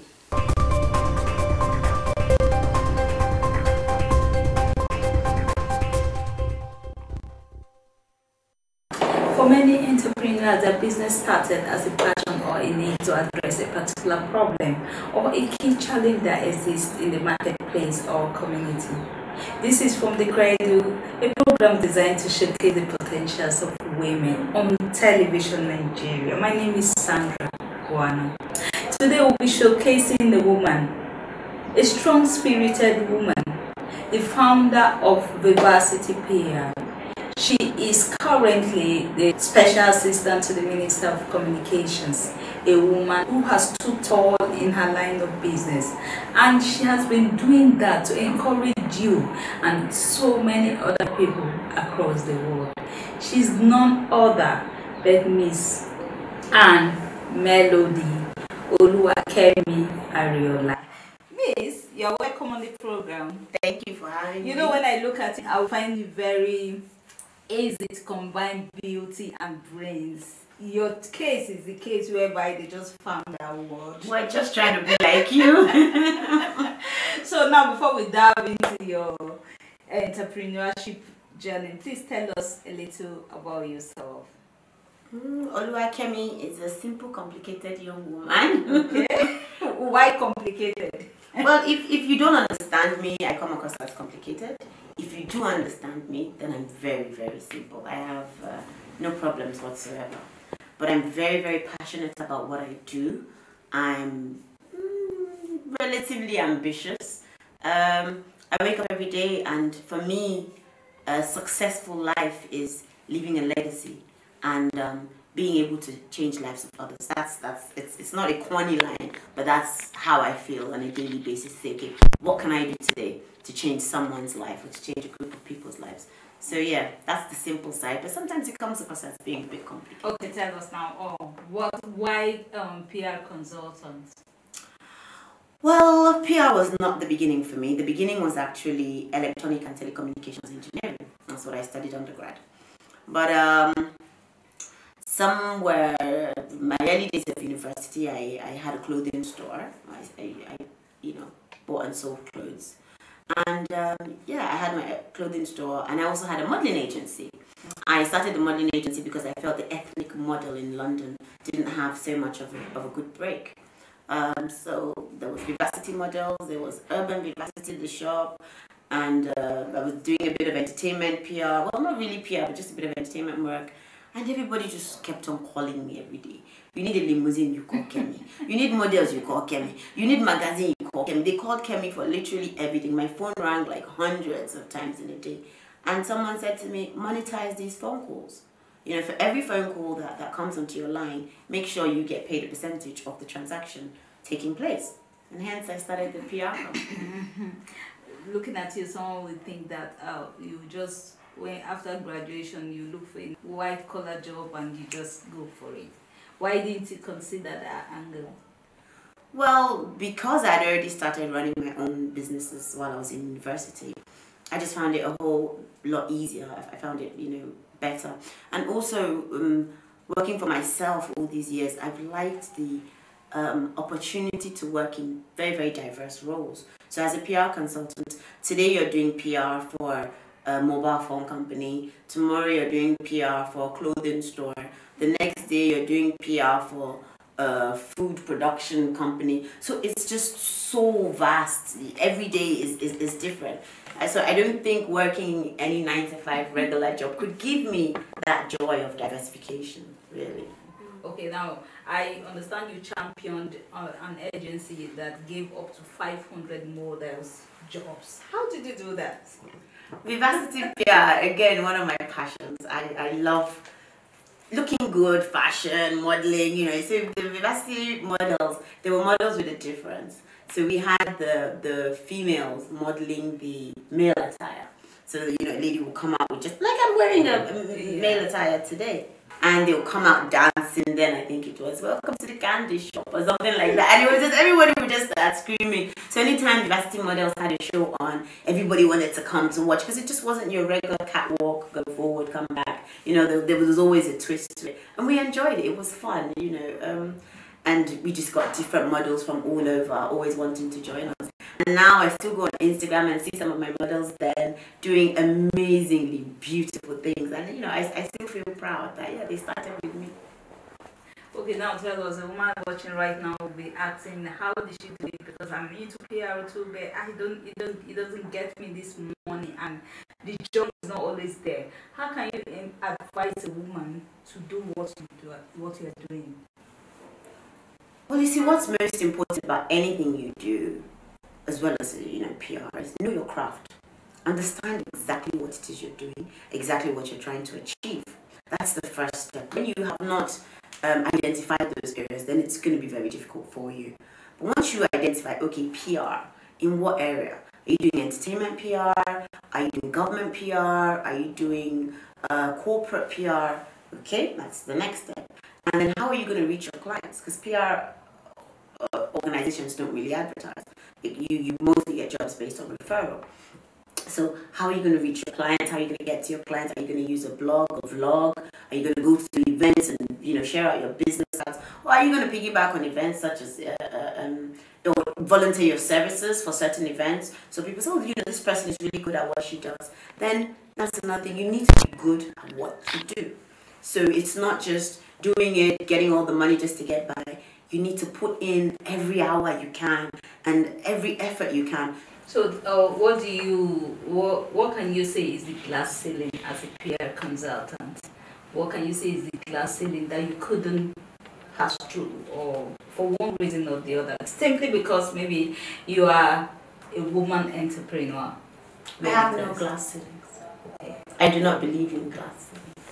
I believe I can one day become the first female president of Nigeria. Yes, I personally don't feel that any task is too big or too difficult for anyone to attain or to achieve.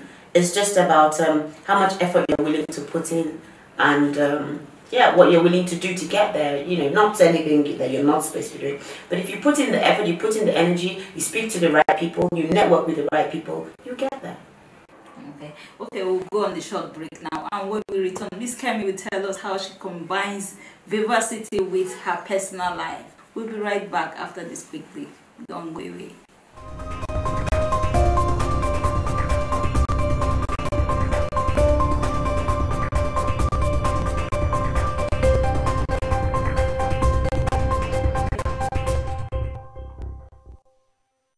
Welcome back if you're just joining us. This is from the Credit on Television Nigeria, and our guest, Miss Kemi, the beautiful Miss Kemi. You are welcome once more again. Tell us, apart from Vivacity PR, what else do you do? Well, I have my current day job that I work with the minister at the moment, and Vivacity PR for me is kind of my life. It's my baby. It's everything I do is tied to Vivacity PR. So even when you see me putting up status updates or Instagram and social media, it's all about Vivacity. So how do you combine it? How do you combine your everyday job to your personal business? Well, you close from work at a certain time, and when you get home in the evening, you do what's necessary. Or before you go to work in the morning, you do what's necessary. And luckily as well, within my current position, we don't really work weekends per se. So, the weekends are also there. But, we do understand that my current position is for a certain amount of time. So I've had to put Vivacity on the back burner, a little bit while I serve in my current position. Okay, now, how do you spend your leisure time? Leisure time, okay. The gym. Thinking that you're always very busy doing this. If you're not doing this, if you are not doing your day-to-day job, you are doing Vivacity, you are doing one thing or the other, how do you enjoy your leisure time? I don't really have much leisure time, I must say. But yes, I enjoy traveling. I get to travel with work. So, you ensure you sneaking a bit of relaxation. I enjoy going to the gym. Going to the gym for me, yes, it keeps you healthy and fit, but it's also a mental pastime for me. So I ensure I work out weekly. I enjoy cooking. What is the best meal that you can prepare? Well, my mom is Benin. Okay. So I learned how to cook the Benin way. So I think you don't mess with the Benin woman's obono soup. That's number one. Then I think I can equally make a mino soup. Or the banga soup too, is on point. I understand you have a program that is coming on very soon. Can you tell us a little about that program? Yes, the program we've got coming up soon is called the Globalization and Branding Summit. Globalization, because we're talking about global and local at the same time. So how do you project your business on a global scale and on a local scale? Like I said, at the same time. We've got a number of really, really vast speakers that will be coming to educate us on how to do this. We see that there are a lot of services that Nigerians within Nigeria can deliver to customers in other countries without even leaving their chair, you know, in the office or at home. So we're trying to see how we can bring this market to Nigerian SMEs and take Nigerian SMEs to this market without leaving Abuja. So we're looking for revenue sort of all over. And we've brought in a couple of sponsors, and one thing I said in capital letters in the sponsorship letters, we're not asking for financial support. If you want to give us financial support, awesome. But we're asking for those things that can help propel people's businesses forward. So we're talking about business registrations, we're talking about tax documentation, we're talking about bank accounts, all those kind of services that are needed. Then we've got a couple of sponsors that have said, okay, we'll give laptops, we'll give smartphones, we'll give modems, internet, you know, stuff that these small businesses need. And I feel you have a laptop, you have internet, you know, you can go online and register with these online desk services, and you can be serving a client in Malaysia by tonight. You could be serving a client in UK by tomorrow morning, and you know, revenue is being generated. We've chosen a venue that has space for 1,000 attendees. We've currently, at 21 days to the event, got about 600 registered already. And what we're looking for from most of these attendees are attendees that have businesses. So how do they handshake? How do they work together? How do they co-promote? So say for instance, I do websites. We've got a couple of people, we've got about 10 free websites that are on offer as well. So okay, I do websites, you do clothing. Okay, let me do a website for you. You can clothe me when I go for certain events. You know, everybody, so we're bartering. Everyone's there at that event to barter services. And we've also spoken to people of the media, and you know, say for instance, an interview costs XYZ, but because you're present at Localization and Branding Summit, it will be, you know, you get the discounted rate for newspaper, TV, radio, you know, anything I can give to help grow these 1,000 businesses is what I'm looking to do. Okay. The woman that wants to register. Okay, she just needs to log on, all the w's.vivacitypr.com, and right there you'll find a little box that gives you more information about the summit. Click on it and register right there. It's free to register, it's free to attend, but if you want to have a stall or, you know, any additional services, you can contact us. Our contact details are there to discuss that. But to come to listen to the amazing speakers, we've also got Google Digital Skills coming to teach on digital skills. So to come along and listen to that and network with everybody, share your contact details, business card, you know, with everybody. It's totally free. Okay, now advise a woman out there. My advice to women out there. I've been on a journey personally, and I'm never ashamed to say it.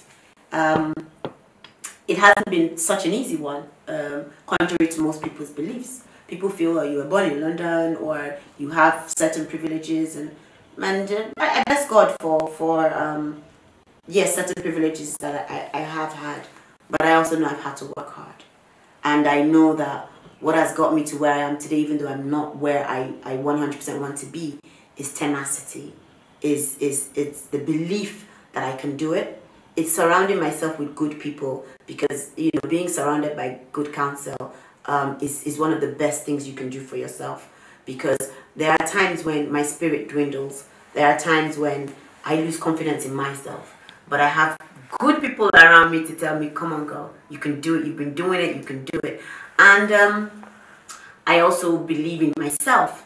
I don't believe I need anybody to help me achieve what I want to achieve. Whatever it is, whoever you want to talk to, write a letter, walk into the person's office, have confidence in what you say and what you do. And if you feel you're not good enough, train yourself, go online, there's so many free courses. And walk in, when you walk in with confidence and you talk to somebody with confidence, and even if that person offers you something that is below what you're expecting, you know, let's not go into details, you politely decline and walk away telling yourself in your head, I am better than this.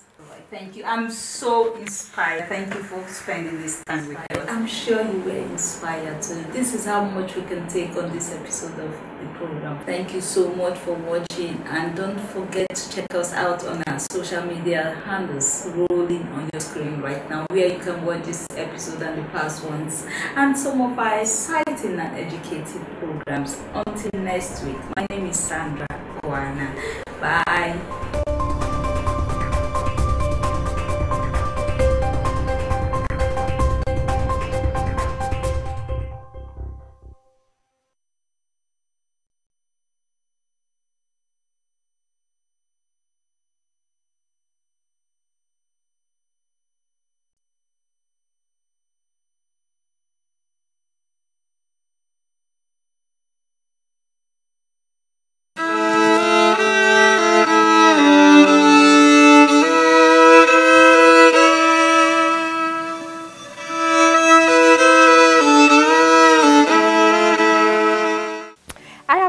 Plants that were in the icebox and which probably you were saving for a breakfast.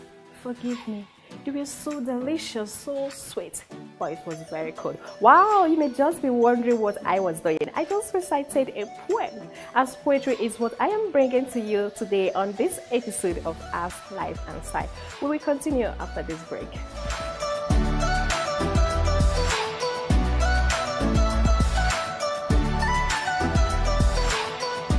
Thanks for staying tuned. This is Ask, Life and Style. It is where we discuss and bring to you all the latest happening in the world of art, life and style. And like I said earlier, we are talking about poetry today. Poetry is one thing that is beautiful and appealing. This is because it is created with the most attentive instances of our minds. Studies have shown that poetry has a healing power. It provides a number of benefits for patients suffering from chronic and terminal illnesses. Poetry is meant to inspire and connect people more deeply to themselves and to others. How do people see poetry in this part of the world? Nigerian people love poetry, and Nigerian poetry is so amazing. Everyone talks about it. Nigerians are not newcomers to poetry. Famous writers like Chinua Achebe, Wole Soyinka, and Ken Saro-Wiwa brought the country's literary abilities to this part of the world. But some historians say poetry is as old as Nigeria itself, and it has been practiced long before it could be recorded. Well, here are some of the recorded poems from Nigerians. In the warmth of our villages and vibrance of our cities, my strength flows from the waters of the Niger and the Benue. My joy springs from the rush of Guerrera Falls and the natural wonders of Yankari. How could I love you not? I was not designed for such treason. I love you with a rational mind, a passion refined. As long as I'm able to occupy my fraction in time, I love you like a song. I can't find myself even when I flamboyant to the dull eye. Honestly, I don't care for the world we live in. It's a cheat. It's a long, dreary nightmare I cannot wake up from. I am not fond of things I do not understand, and I never understood this. Raised in your society while told to live for another, imagine the repercussions of grabbing a bird, but throwing that bird into the water, but still expecting him to fly. So please do not blame me for developing gills instead of wings, because I'm just adapting to my environment. I come from a land of the night, where vision has lost its sight. No human right or a sense of what is right. No hope to rewrite our poverty-strict plight. I come from a place where mothers go to battle each day with the baby strapped across their backs. Another still clinging from their breasts. It is childcare at its finest. If a white man turned and called me nigger, my blood would boil in righteous anger. For the evil of discrimination is clearly established when a white man tries to treat me like rubbish. Spoken word is a performance poetry. It's a unique style of word, play and tune that sometimes incorporates other art forms like music. It only recently started emerging in the literary space here and in other parts of the world. Well, Ask, Life and Style was at an event where Lucy, a spoken word artist, treated everyone with her spoken word performance. I believe you would love to see it. It's titled A Woman Will Rise Again. Have fun. Like eagles, they will swoop low and waters will welcome them. They will fly high and clouds will kiss their faces. Our women will dance again. They will shed shame like dead skin. Or they'll be pregnant again. Not with babies, but with dreams. And they will birth. Oh, how they will birth. Their labor will not be in vain. They will birth ideas. They will birth kingdoms. They will birth nations. Our women will rise again. Stretch marks don't fade, but who cares? Our women will dance again. Laugh lines, wrinkles, concealers, color corrector, shapewear, waist trainers. But who cares? Our women will rise again. Doctor, Mrs., divorced, single, lying husband, drug dealing son, wild daughter, kicked out, moved out, stayed. But who cares? Our women will rise again. The eyes of slave masters will be blinded. Soldiers will unbreak them. Army men will die by their swords. Infidels will set fire to their own camps. What was she wearing? Who cares? Holy, pure, chaste, Catholic, Muslim, religious, churchgoer, seductive, Rahab, Sarah, Esther, all these women. But who cares? Our women will rise again. Prepare the way. Send out the marching bands. Send out the drummers. Tell them what you have seen. Tell them what you have heard. Go back to the rumor mongers. Go back to the soothsayers. Tell them what you have seen. Tell them what you have heard. Tell them where we've been in hiding. Tell them we've been with the potter. Tell them his hands are on us. Tell them we are being shaped. Tell them we are being molded. Tell them we are being redefined. Our women will rise again. Where will you be? Our women will rise again. Will you join in the rising? Our women will rise again. Will you rise or will you fall? Our women will rise again. Where will you be? Our women are coming. Where will you be? When the women are rising, will you rise with them? Of course, we will all rise together. Well, that's where we wrap it up on today's edition of As Life and Style. See you next time.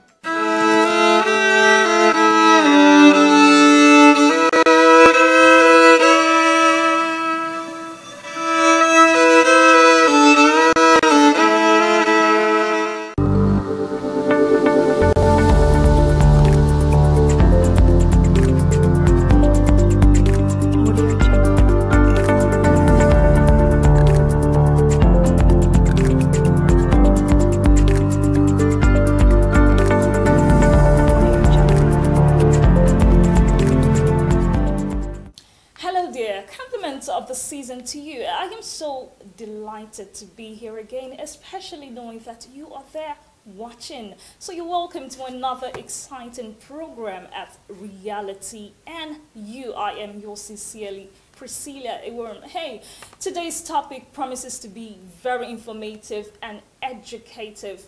Have you ever wondered why sometimes, you know, when you wake up in the morning, you don't feel happy, you don't feel excited that, oh, you're going to work? And some people have jobs, they're not really proud of it, they're not comfortable, they're not happy, so they're struggling with this job, they don't feel they're in the right path. Well, not to worry, because I have a special guest in the house who is going to do justice to this matter, choosing a right career. That's our topic. We'll take a short break, and when we come back, Reality and You continues.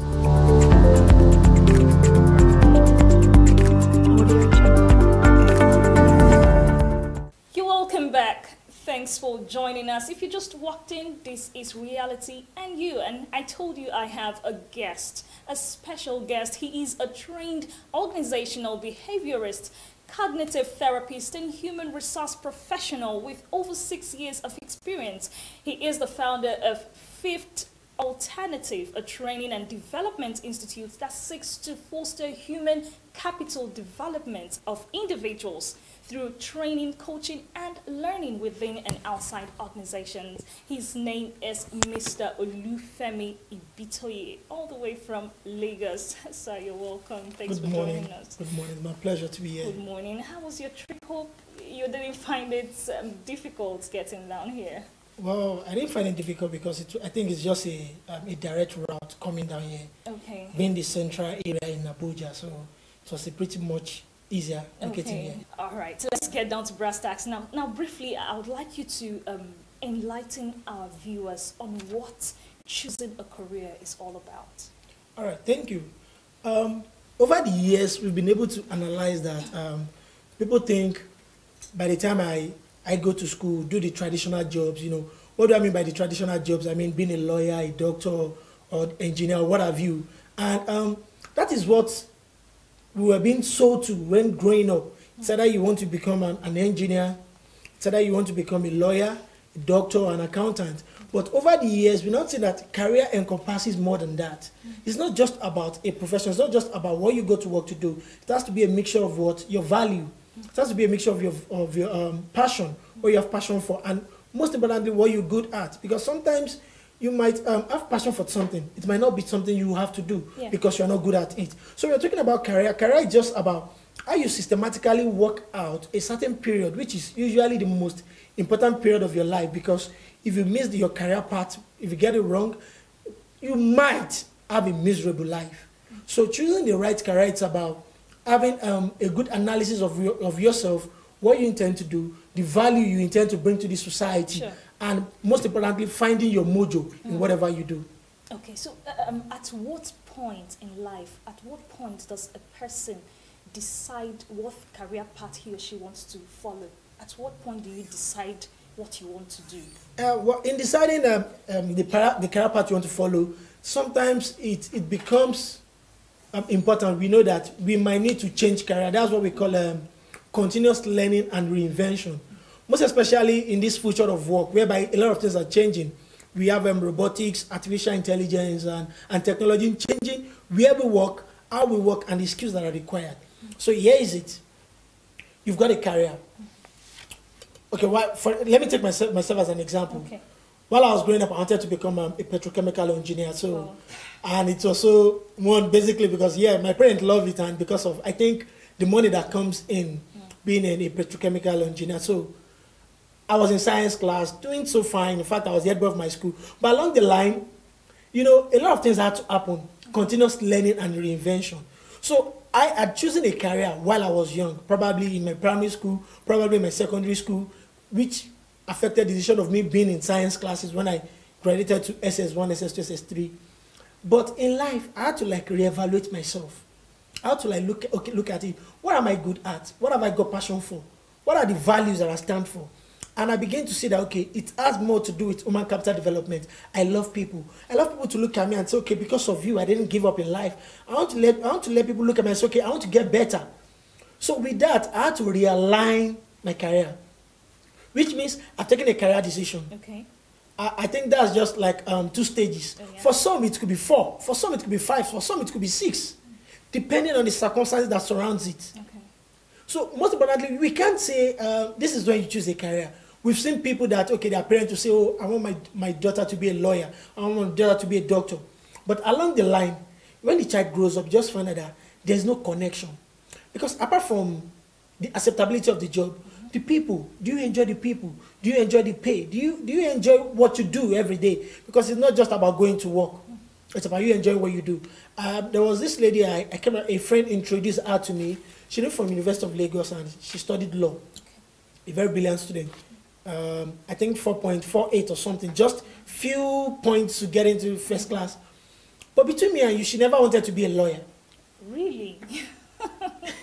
But wow. She was doing amazingly well. Okay, immediately she finished from University of Lagos. She said, you know what, Dad, I'm not going to law school because I'm not interested in it. So it caused a lot of, you know, back and forth in the family, you know, that in a way, she eventually got into depression because she said, this is not my path. I don't want it. Okay, just to satisfy the dad. Okay, I'm going to law school. At some point, she absconded from law school. Whoa. All because she never wanted to be a lawyer. She said, I want to be an entrepreneur. I love to sell. I love to find solutions to people's problems in these regards. I love interior decoration. So eventually, after her law school, she did so well in law school. So even looking at her absconding from law school, eventually, she said, you know what, Dad, I'm not going for NYC because the moment I go for NYC, you want to get me a job. Mm-hmm. So, because she wants to technically make herself non-employable. But if you look at Anna, the last time I checked, she's already a millionaire, less than 23 years old. So you can imagine when we talk about choosing a career, some of our parents, you know, we are so much engrossed with this society pressure. Mm. We let the society, we let the people around us to choose career for us.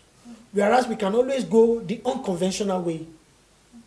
Most especially in this present world we are. You know, we talked about the future of work, which is making everything to change our work. It is affecting everything we do across board. Okay. So imagine if, let me take for an example, you choose yourself as a programmer. You're very good with JavaScript. That's a career you've chosen for yourself. In year 2099, 2002, hot cake. But I'm telling you, in this 2018 we have presently, you are no man hot cake. So it's either you reevaluate the career you've chosen. You have to know a bit. You have to be a bit of a full stack programmer, as in knowing some other programming languages, and you have to be able to understand artificial intelligence and robotics. So you understand, sometimes you can be on the same career path, but you need to reinvent yourself. Sometimes you can make a total 180-degree turn, like move from the left to the right. So choosing a career doesn't have a specific time. You might need to reinvent yourself. And the truth is, I've seen the best I've seen in their field.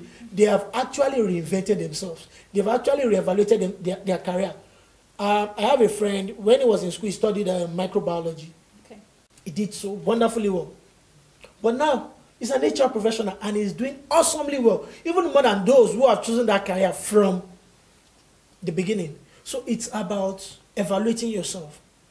It is not, we can't just do it in hook, line, and sinker. No. You get to a point, what I'm doing, do I find pleasure in it? Am I affecting life? And most importantly, am I gaining money? Am I having more money? Because sometimes I've seen a lot of people, as an HR professional, I've seen a lot of people, they will advise you when you're going for job interview, when you're looking for a job, money is not important. They try to downplay money in our career. But the truth is, money is really important. If you have seen people who have excelled in their career, who have enjoyed their career, tell me they are rich. Okay. So we can't underplay money. I agree with you. However, it shouldn't be the primary focus. Okay. You understand? So that we need to consider too in choosing the right career.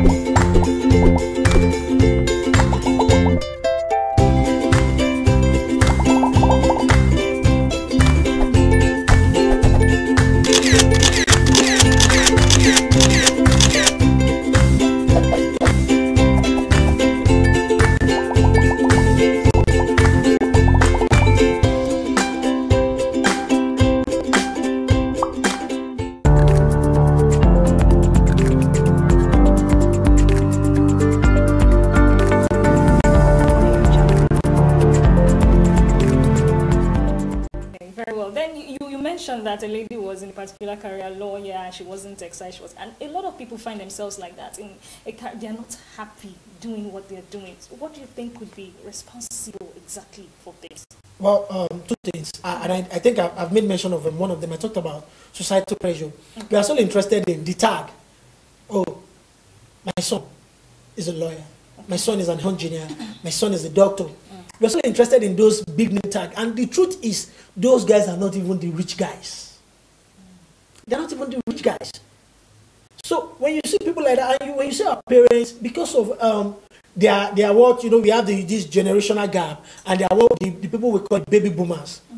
Now we are the millennials. The millennials, they are born in the late 80s and 90s. They are more spontaneous. Okay. They have a higher thinking process because of they have technology to make decisions. So now we can look at things and look at it in a different way.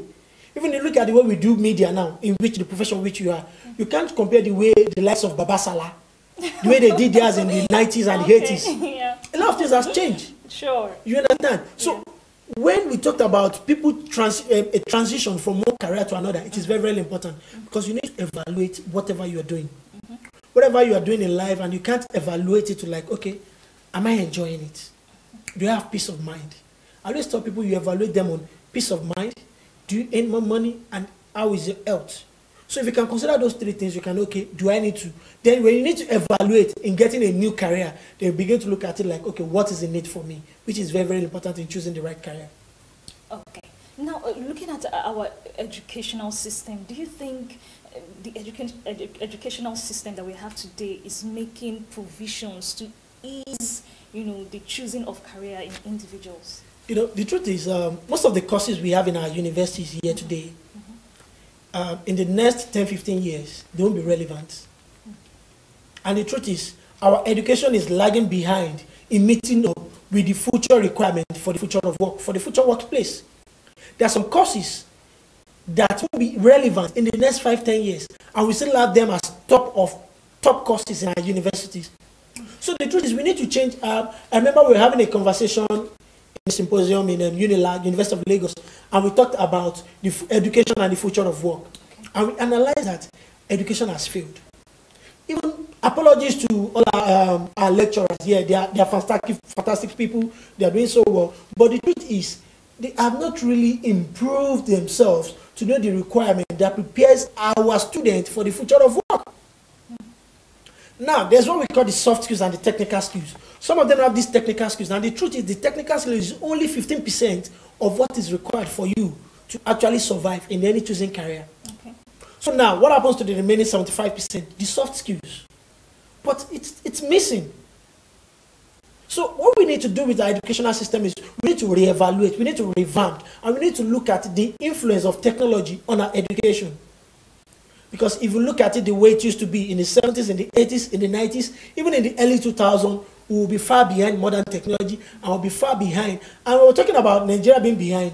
It's when we look at it, we need to look at it in an holistic approach. We can't be talking about economic development and leaving our education. Education is very, very important. So we need to revamp the educational process. The conversation we are having now, as regards the future of work, it's conversation about education.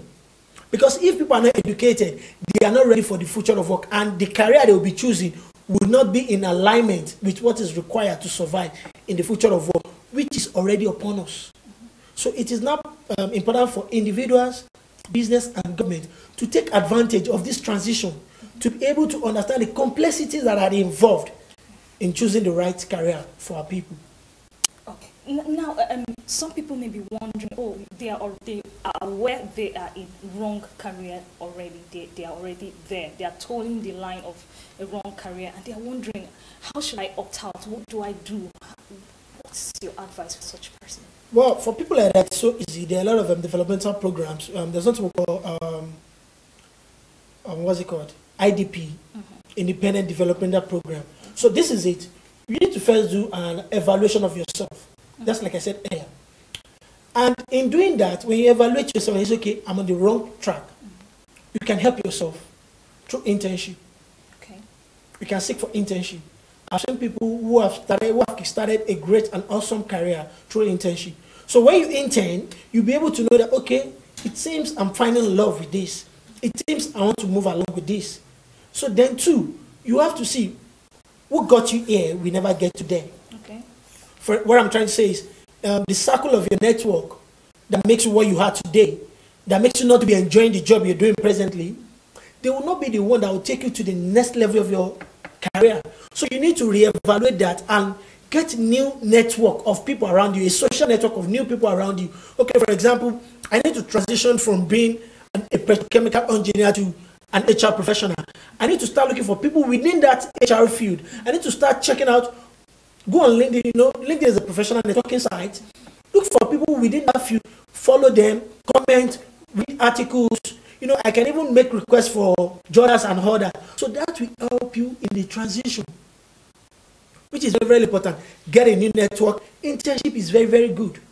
Then you have to, if you have to do some job shadowing, sometimes I've seen some people that, because they needed to change job, they need to leave their high-paying job, get either internship or probably just have a petty cash just for them to run their basic expenses while they make the transition into the new job. And the truth is, you can also do that through, there are a lot of professional courses, like I said, continuous learning and reinvention. Those two things are very, very important if you want to have an awesome career. Okay. So now, you can also go for professional trainings. You want to move to, let's also still use the human resource development aspect.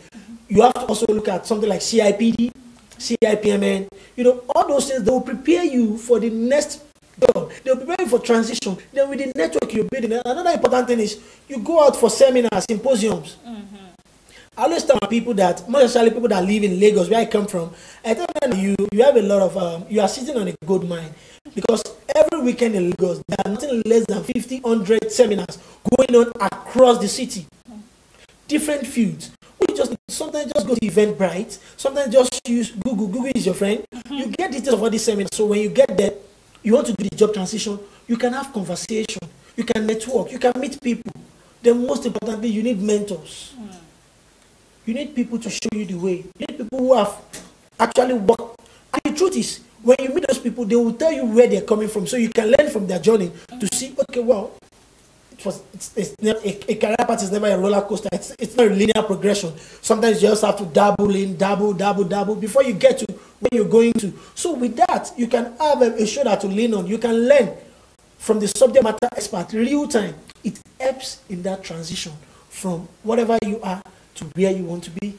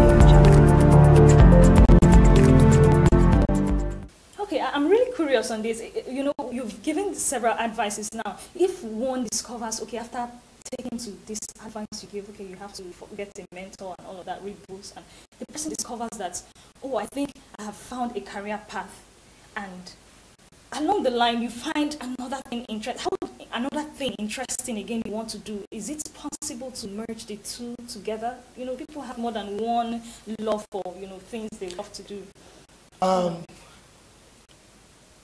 I really love everything together. You're successful. I'm going to make an example. This is not the real me, but it's an example. I really love to play football. Okay. I'm passionate about it. Wow, that's beautiful. The truth is, you have a career in football. I have a career in football. So, you know, sometimes we can get spontaneous. Sometimes we can see some things that are like, oh, I love this. I love baking. I want to start baking. Oh, Kemi is baking. That's my friend. Before you know it, you are so excited. You know, some things, they just come as, you know, some few minutes excitement. You feel like, oh, you've gotten a career. But when you now evaluate yourself, you know, I talked about G plus V then plus P. Those three things must align. It's not just about what you're good at. I might be very good at a particular thing. I might be very good at baking. That doesn't mean that's my career. I have a separate different career, but I can just have baking as just something I use as leisure. Okay. There must be passion. But let me tell you, passion is not enough. For some years, I've advocated that, oh, find your passion. When you have passion, you've gotten a career. But at some point, I got to know that passion is not just enough. Because you're passionate about something doesn't make that thing your field, doesn't make that thing your career. Another thing you must consider is value. Does it match your value? There are some things that you see people, after getting the job, after being on the job, they begin to have problems because they didn't really realize or analyze the career path they've chosen. And they now say that there's not this conflict. Their inner man is having conflict with the outer expression they are trying to do. So such people, you see them, they come to work, they are not lively, you know, there's no positive energy. And you know, in whatever you do, there's one thing we call the 4 E's. One of them, which is very, very important, according to Jack Welch, which is the looker for, is enthusiasm, positive energy. That's why you see such people, they are brilliant.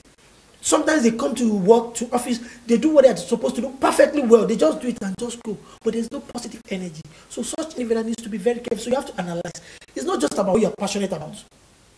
It's not just about you see someone doing this and you're like, oh, I found my mojo, I want to do this. No, you have to do careful evaluation and you have to talk to people. Feedback is very, very important. Sure. You understand? You need to have people within your sphere of influence that you can talk to. Hi, Priscilla. How am I faring? Do you think I'm doing better? Am I convincing enough? You need to get feedback from people. When you get feedback from people that are close to you, then to your mentors. See, you know what? The world is such a global village now that you can be here in Nigeria and have mentor in Australia. Willing and ready to, churn out a lot of content for you to learn and grow. So it's not just about you finding, oh, I'm on this career path, oh, I've seen this, oh, I love this, oh, let me do this. And you see a lot of people, they go through. See, when I talk to young graduates, when they reach out, hey, I need job, I say, what kind of job? They say, any job, I just need money. I say, any job, okay, no problem, how about you? When you reach out to me again now, what about our discussion? I said, you requested for any job, and any job is no job. And I haven't found any job, so there's no job for you. You're like, no, you have to have a clear picture. Yes. So when you have that, you know where you're going. Carefully analyze yourself. Self-evaluation is the most important thing in anything in life. If you don't self-evaluate yourself, you won't know the next career step to make. And sometimes you will even be confusing your mentor. Someone who is supposed to be your career coach, you will confuse the person to give the wrong advice because you yourself, you don't clearly understand yourself. All right, that's so interesting there. Well done. All right, we'll take a short break. Hope you're enjoying this and we'll be right back.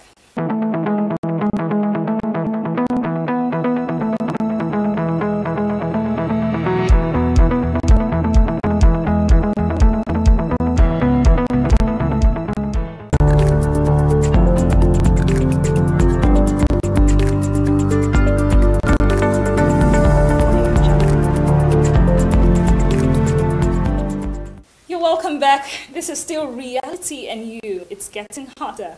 All right, Mr. Olufemi, I would like to know, are there institutions or bodies that have been put in place to guide people, to put them in the right career path? Are there institutions or bodies like? Yeah, there are a lot of professional bodies, and also there are individuals, corporate organizations that are into that. So we even have an association of life coaches. We have life coach. Life coach, basically what they do is, it's like you're on a career journey. You are here, you could be here, but you need to know how to navigate yourself to get to the top of your career. So you need a career coach. And that is part of what we do, what I do as a person. So we evaluate your present situation. I've seen people that, okay, there was a lady, I met her when I was in school. I think I was 2 or 3 years ahead of her, and when she graduated, we started talking. She read business administration, while I read industrial relations and personal management. And got talking. And during her NYC, I think she worked in the company and she was the CRM, customer relationship manager or something. And the next thing she started telling me is, oh, I think I'm excited about people. My thing is people think. I was looking at her, I said, madam, calm down. I have analyzed you. It's not about people think. That's not your career path. No, I love you. You're only getting excited because of this short experience. You that I'm looking, you are more good. You are good with business analysis. You are good as a BD, as a business development person. Other than just with people. It's not about people. Okay, we now set up a career development plan, which is very, very important. So after doing that, now she's enjoying her career as a business person. So there are people around there, just like I said, we're in a digital age. There's one thing we call the digital revolution, which is really helping us. Just a click away, you have access to anybody, anywhere. So they help you, they give a career guide. There's this moves, and there's also the fifth alternative. There's a column on our website that allows people to get a coach to talk to. And also there's this, what we call the moves.com, whereby they analyze you. You input some information and they begin to give you some career advice on how to go. So with that, of course, there are a couple of them around, so which you can always take advantage of. All right, so finally, I would like you to tell our viewers a lot maybe about yourself. Let them know what exactly you're into, so if they need advice or they need to come to your institution for coaching. Okay, I'm a cognitive therapist and organizational behaviorist. I'm solely interested in helping people get better in what they do. And also, I'm also a future of work enthusiast because I love to talk about how technology is affecting where we work, how we work, and the skills that are required. And also, I'm also an emotional intelligence aficionado because I'm so interested in this subject of emotional intelligence, how you get better, how you get aware of yourself, because self-awareness is very, very key. and how you manage your emotion for productive life. Our emotions are very, very important in making logical decisions. Also, basically, part of what we do is we do trainings both for individuals and corporate organizations, speak at conferences at subject matter experts and keynote speakers.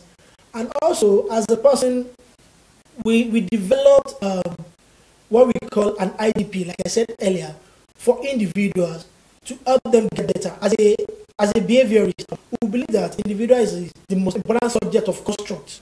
So people talked about team conformity, but we look at individual. So that's why in our organization, we look at individual and we analyze individual. And also, we help people, especially young graduates, to find a career path. So we talked about CV preparation. We do seminars on that. We do seminars on preparing for work. We do seminars on corporate etiquette, how to dress for interview, how to prepare for interview, how to prepare a CV, how to write a compelling cover letter, how to walk, how to sit, how to dress. All these things, they are very, very important. That makes up a complete whole. Because your career is not complete when you're not well dressed, when you're not well articulate, your career is not complete. No matter how smart you are in your choosing field, all those things, they match up together. So those are part of what we develop and we do trainings on. So we are always available, and we have our website, www.fiftalternative.com.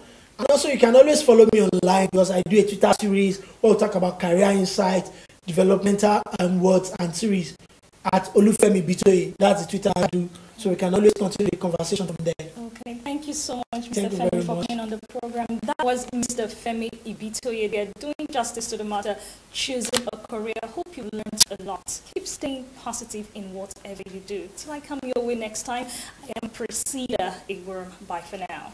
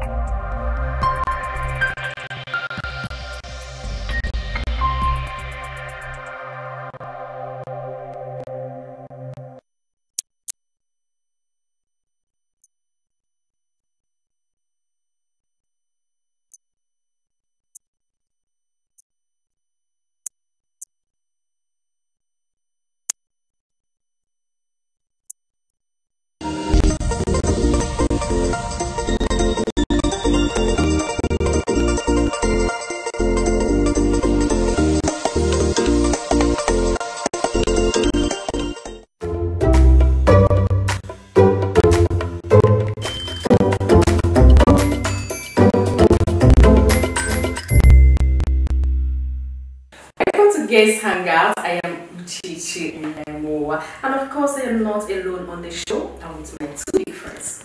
Uchichi, you're not serious. Anyway, me, I am big, bold, and beautiful, and I'm Chiwando Cicero. What she doesn't know is that big is the new hot. Yeah, that's I am neat. Well, what do guests talk about when they hang out? A lot of people out there think that girls talk about only sex, accessories, or makeup, but guests talk about more meaningful things. And today our topic of discussion is heartbreak. We go on a quick break. When we return, we will continue.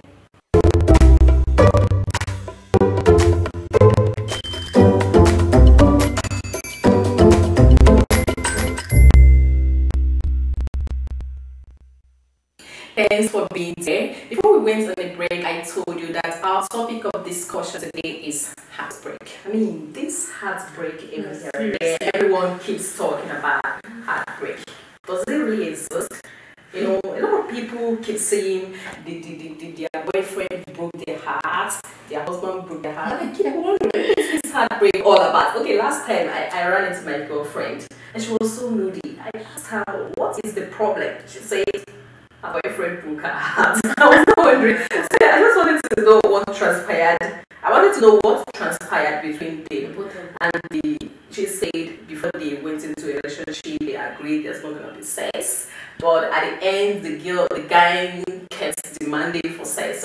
And then when she refused to give it to him, there was a breakup. Wow. So please, I don't really know. This is this supposed to be a reason for a man to break a girl's heart? What do you think? No, I think what is trending now is that girls break the heart of guys. Because I remember when I was much younger, I was dating one particular guy for 5 good years. Then I was still in secondary school. Just imagine secondary school girl dating a guy. We're so serious. I'm telling you. Then I got tired of the relationship all along. Then I just told him that guy, see, you can't continue this. Then if you see the guy got he just slimmed down. He stopped eating. You see, like, really, Chichi, why did you do this kind of a thing?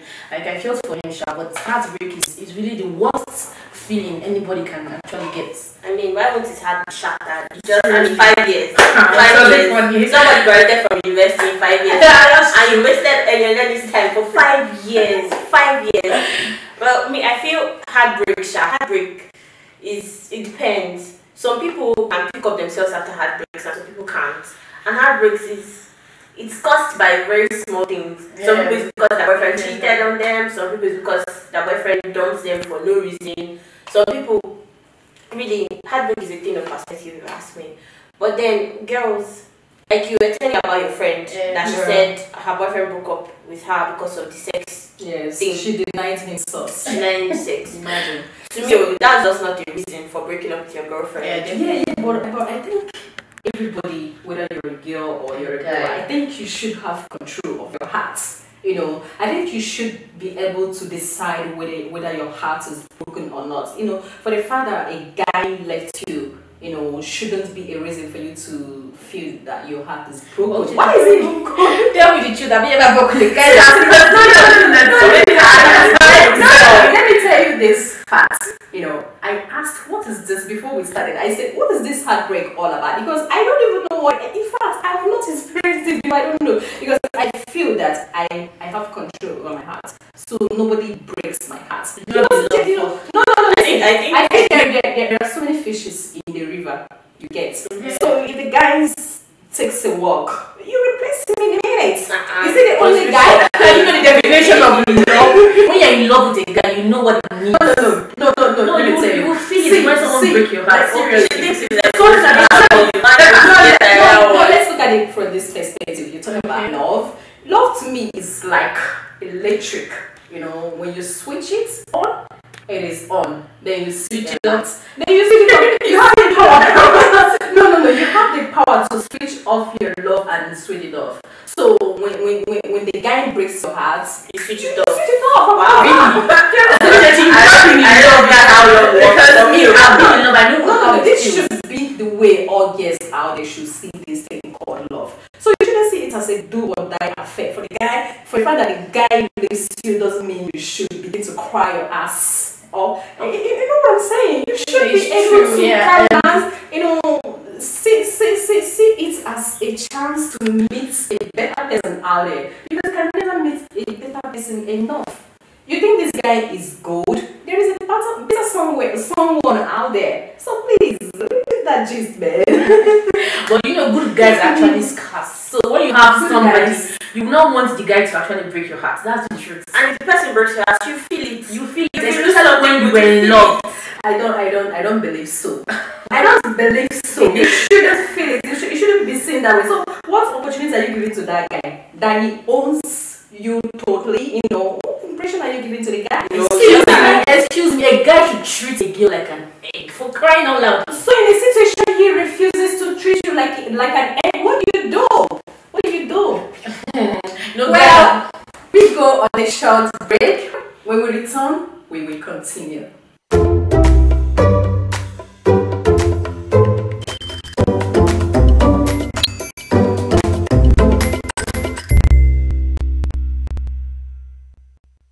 Thanks for being there. If you have just joined, this is Girls Hangouts. You know what it is? This is where we discuss everything that has to do with girls. And our topic of discussion today is heartbreak. Now I want to pose this question: why is it even called heartbreak?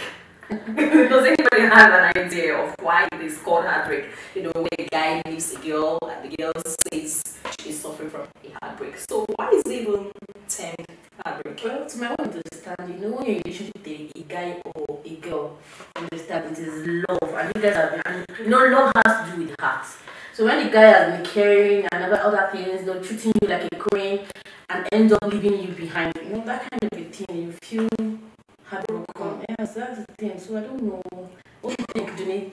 Well, I do not think that it's literal heartbreak. Your heart cannot break. I just feel, you know, when somebody that you've spent time with, you've grown with this person, you have genuine feelings for this person, and then the person comes and tells you, guys, we are done with future. I mean, some people have gone as far as planning their weddings, they've picked out children names, and then this guy just comes and tells you, Sissy, there's no future for us. You feel, wow, it's like that future that you planned has broken. Yeah, a lot of people have this view that, you know, it's very painful in the heart. Maybe that's the reason why it is called heartbreak. You know, it's actually painful. It feels more, the person feels it more on the heart. You know, to the extent of making them not to even be able to eat or do anything. Because the potential of the future that you dream about has just been snatched from you. So how long should it even take a girl to recover from this, you know, I don't know. How long has it been? Because if I talk that you start telling me that I don't have feelings. I don't think there's a time limit to recover from that. There's no time limit. It can take you 2 days, it can take you 2 weeks, it can take you 2 months. I've seen this girl who suffered from heartbreak for years. Even not in her, even in her husband's house, she's still heartbroken from. Seriously, now there will be a better person for the better person. She's married. Oh, she's married. She's in her husband's house, and she has still. And she keeps talking about the guy, and what this guy did to me. I will never forgive him. Wow, forgiveness. That's key. She should forgive and move on. And they you know, they attend the same church. She doesn't like going to church. She feels like struggling this guy. Yeah, that one is much. That one is much. Obsession.